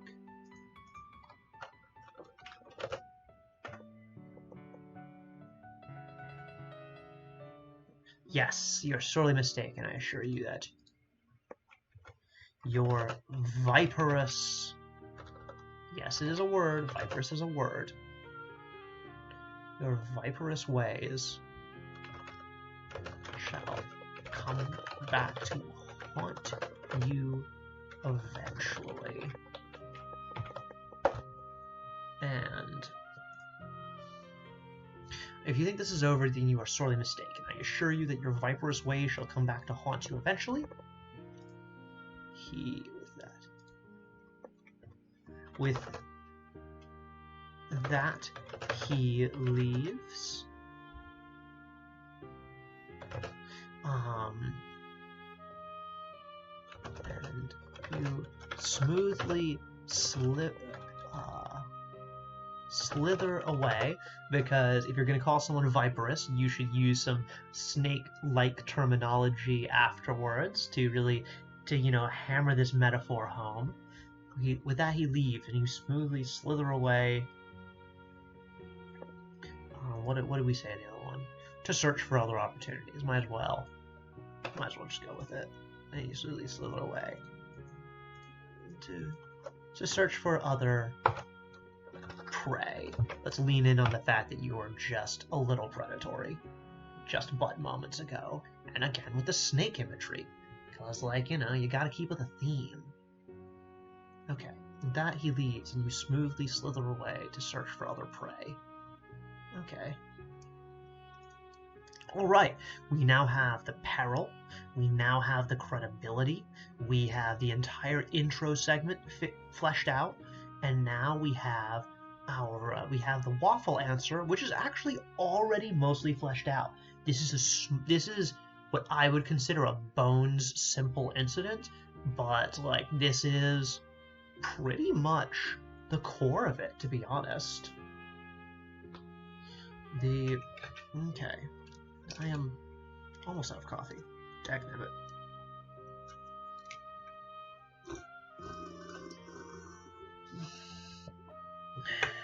Just trying not to ruin my makeup while I drink this.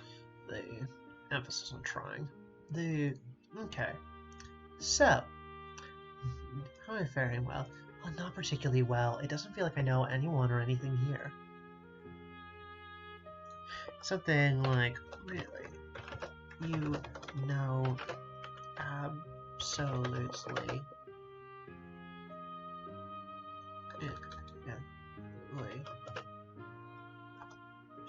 no one. Okay. No one. Is it? It's no one. It's two separate words.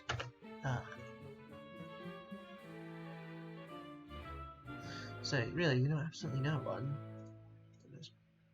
Then, well, the negative version of that is like, you know absolutely no one. No one. Something like, you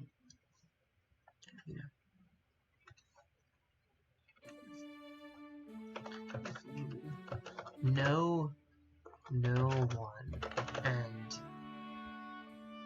if you know no one and have nothing to say, then why did you even bother to approach me?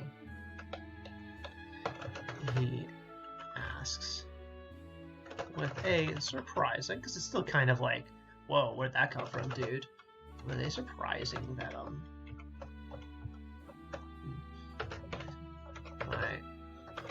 time is certainly more valuable than all that. More valuable than that. Alright, if you know no one and have nothing to say, then why'd you even bother to approach me? Yes, was the surprising Venom. My time is certainly more valuable than that. So, okay. And we got that. Boom, boom, boom. And then that would immediately seg to loss of credibility, gaining peril.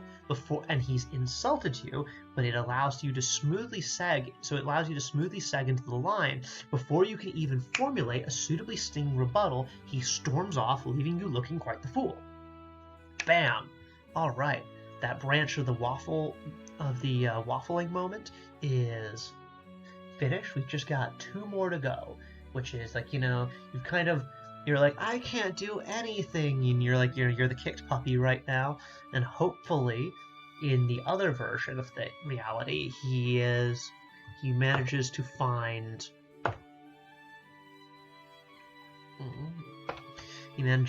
something about that endearing and continue the conversation, but also is somewhat cognizant of the fact that, like, approaching someone and then saying you have nothing to say is a very strange behavior.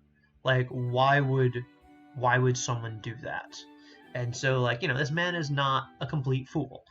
There are several characters in this that are absolute bumbling boobs, but he is not one of them. So, like, what would he?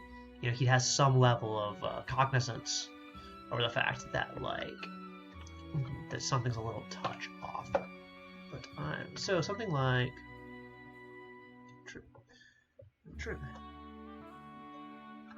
something like, truly so. You, no.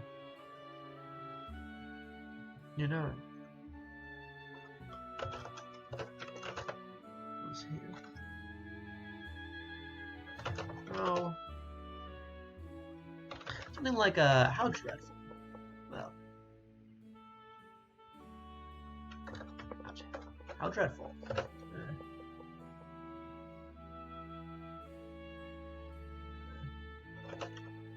I suppose I have nothing to lose by telling you this, then. Because the player's objective is always going to be the in parties, is always going to be kind of the acquisition of gossip, which you can sell at La Trompette de Papel. But, so, like, the conversation should always steer in that direction, even if it's, like, unwitting. And it's sort of going the idea that when people hear a juicy rumor, they want to tell it to people. People do not naturally want to keep secrets because we are social animals and we understand the concept of social currency. So, truly so. No one else here. Dreadful. I suppose I have nothing to lose by telling you this, then.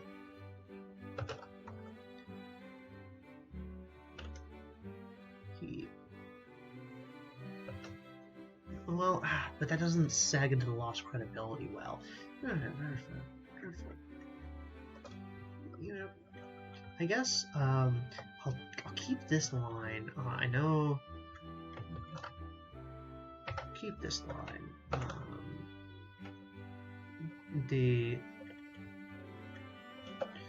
Keep this line. I can just put it somewhere else.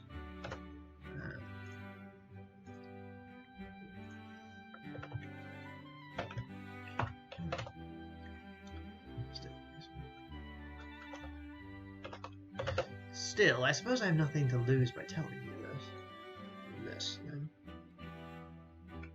The then is unnecessary, we can cut that. Still, I suppose I have nothing to lose by telling you this, and then you gain the gossip. But he's like, but we need to have an element of suspicion in this line. Something like, truly so, you know everyone else here.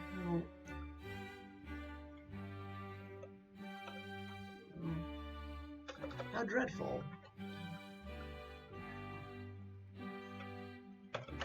And how odd.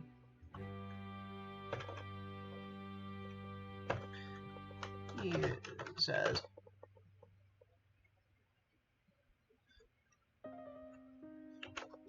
attempting to conceal, yes, this piece. Ignominious end. One of my favorites. But then again, I've always been a fan of trashies. Conceal is distrust.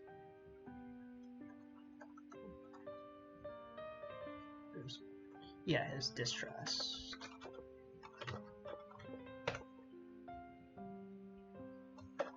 Okay, what do we got? Truly so, you know no one else here. How dreadful, and how odd. He says, attempting to conceal his distrust. Conceal his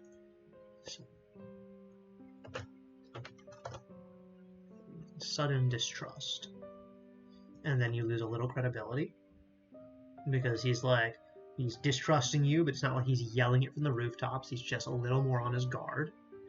And the player that way, like they went to the waffle answer, they didn't wager anything large, but like you still, so really you're paying a little credibility in order to get the gossip, because like otherwise, again, like if you're able to get the results of a credibility check without having to spend any resources, then what is the point of a credibility check? You always have to weigh these things around.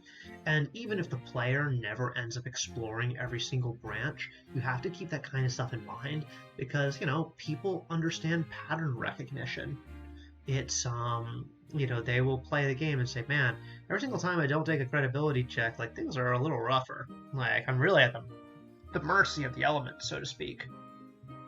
So, you know, it adds up in a, what's the word, holistically. Okay, I think this is everything. Let's hit the localization manager for a moment. Normally this is the part where I'd get up and make more coffee or go to the bathroom or something, wait for the localization manager to kick in, but we're on stream right now, and I don't think anyone wants to watch me do either of those things, so we're just gonna chill for a moment and sip water and think about where this is going to go before we test it. And then if the test turns out to be good, then we'll probably commit this one to the version, and then it needs a description, and the rewards will automatically be procedurally filled out by the system, and then I can show you some of the other incidents in the game and explain just from an under the hood perspective how some of the more complex moments actually work.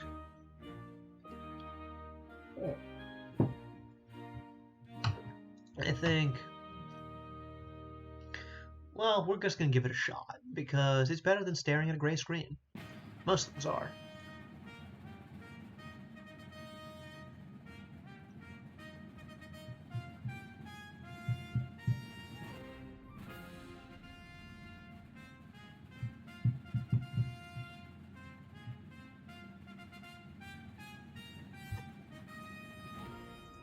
Okay.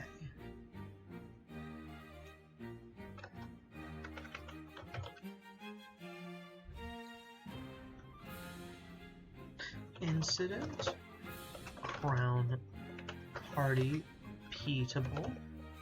All right, so you've all been here from the very beginning. Let's see how this goes.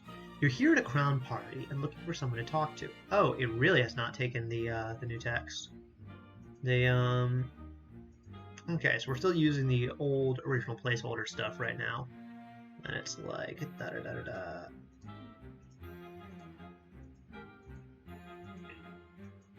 So like the stat changes definitely work. We gotta wait for a moment for the localization manager to catch up with everything.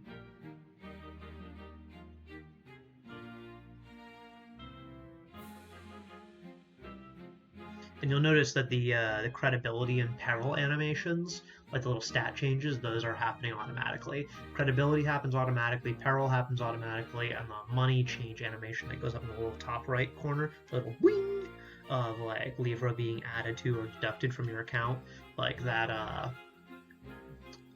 that also happens automatically. Let's just see. I bet I can use this to check.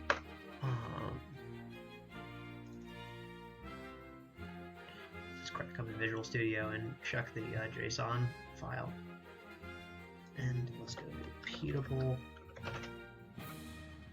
because this actually still needs a a rather run-of-the-mill interaction with, and the lone aristocrat.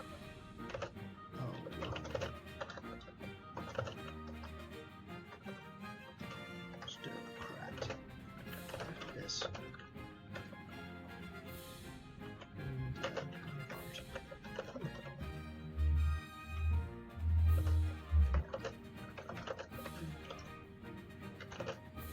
You might find yourself.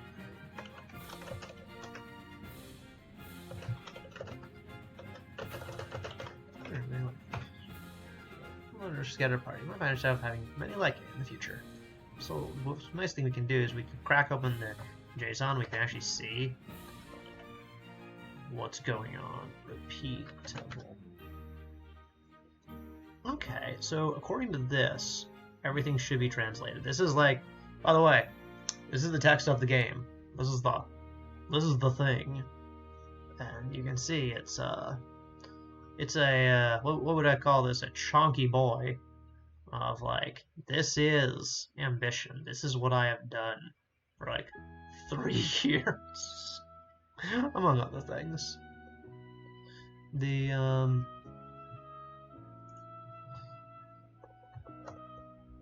let's see. Let's try this one again now that we know the file's been updated.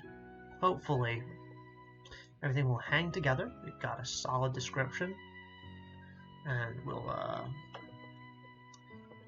incident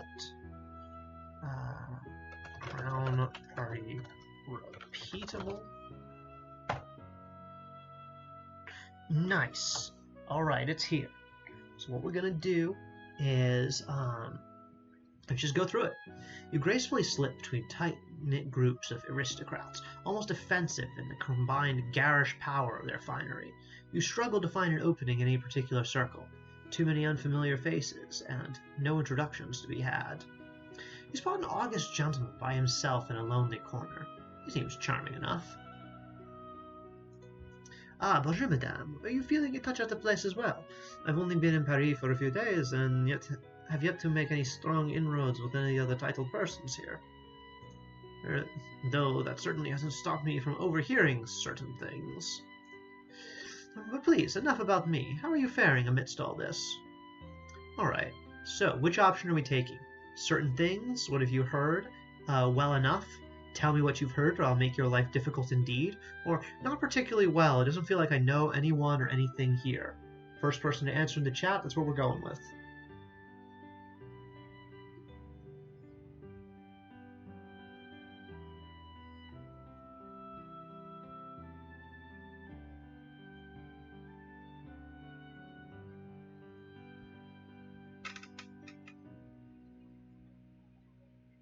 Peril option from Doms. Alright. Going with the peril option. Well enough. Tell me what you've heard, or I'll make your life difficult indeed. What? You think to even make such a demand of me? Do you not know who I am? Surely you cannot be so foolish. You've gained a decent amount of peril. Nevertheless, I have neither the time nor the patience to engage in whatever petty battle you would bring my way. Slipping into English again. If you wish to hear it so much, then fine. He gives up what he knows, but with a terseness that shows he's clearly at the end of his patience. You've gained a piece of cheap crown gossip. If you think that this is over, then you are sorely mistaken. I assure you that your viperous ways shall come back to haunt you eventually. With that, he leaves, and you smoothly slither away to search for other prey. The Russian accent, yes, yeah, duh. Alright. That is the entire incident. It all works. Okay, so with that in mind, let's finish this up by getting into some of the other incidents. So like, let's crack open our resources folder and look in our incident subfolder. And within that, let's go to something a little more complicated. Like, if you have something like not the political incidents, those tend to be quite easy actually. Let's go to, how about a colleague in journalism? So, we're going to go through a colleague in journalism, and you can see some of the ways it plays out. It's actually way more. Thank you. You can. I do pride myself on my absolute ability to be nearly offensive in almost any accent. But so we're in this rather neutral event that can happen in the vestibule of a party, and you approach a woman. You have sort of a characterization moment with her. These are options that, like, characterization options are just like, let you say anything. The game's just letting you know it's not a huge deal. There are some things where it's reading events that have happened in the past, like, has the incident, Pierre's information occurred already? If so, she might reveal a little more info. If that hasn't happened yet, she'll keep that closer to her vest. And I will hint to the players that there are some moments where lovely Camille isn't telling you the entire truth. And you will have to do some digging to find out some key things about the course of events that led the game to happen. So you talk some more things about Pierre, because she used to work for him. And then you have your accept, reject, deflect scenario with her that plays out depending on where you are in the story, and the further along you are, this might give you some heavier duty gossip, and then it brings you to a suitable close. But now that you've seen the graph, the more complex graph behind this incident, like maybe double the size of the one we just made, and definitely a suitably more complex. Let's go over this incident and see what I'm talking about. So, with that, let's crack open a colleague in journalism.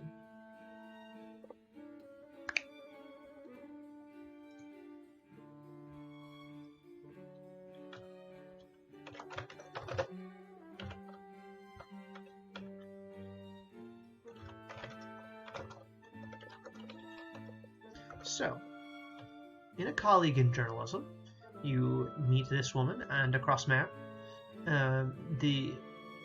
Step back and approach the woman in a particular familiar way. In fact, it's the exact same way you look at other guests of this function. She looks up at you. Yvette de Code, I take it, she asks, sipping on a glass of white wine. And now we have those characterization moments I was talking about. You say, a fine assessment. I thought so. You seem to match all the rumors I've heard. Because at this point in the story, you're a little notorious, so it makes sense that other people would know who you are and what your deal is. And across there, we're both acquainted with Pierre Renaudot. Funny little man, isn't he? I used to work for him as a rumor monger a long time ago before his boss passed away and bequeathed him the newspaper. Now you know where Pierre's newspaper comes from. Of course, since then I've moved on to greener pastures. How's Pierre doing, by the way? Does he still gamble like a madman? Messing around.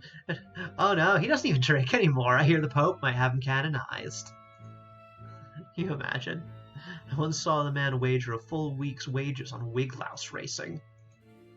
Normally you'd think that she was joking, but this is Pierre we're talking about here. Fun fact, wiglouse racing was a real thing. By the way, I'm not certain what you're doing here tonight, but I'm here to interview the Comte de Boulainvilliers. Oh god, I definitely got that wrong. I mean, he doesn't know it's an interview, but that's not important. Simply put, I'm here to find something interesting related to the crown. Can I trust you to stay out of my way? So you've got two options.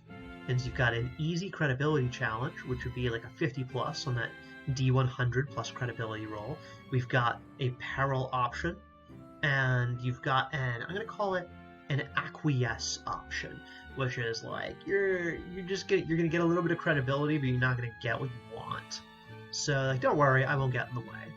So which option do we want to hit up for this? Do we want to say you want to say the credibility of, let's say you and I interview him together.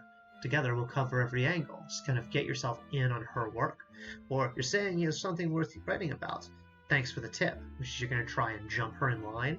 Or just hold off. What should it be? Option 1, 2, or 3. First person to say something gets it.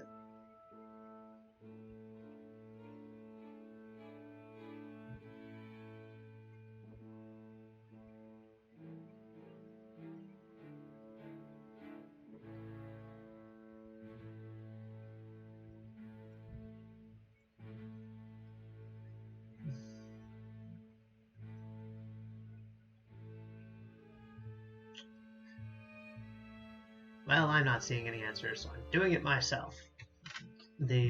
I'm going to say that we're going to take the credibility check and see where that goes.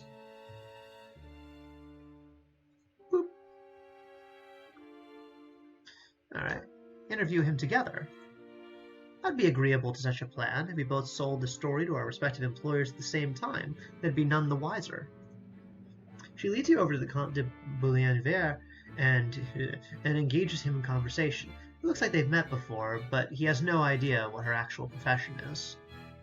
Two of you alternate in your conversation with him, slowly drawing the details of the latest scandals. Like a good gentleman, he attempts to remain discreet, but against the two of you, he doesn't stand a chance against the two-pronged ambush of your charms. You've gained a piece of cheap crown gossip, because according to the game right now, we're still very early in the game.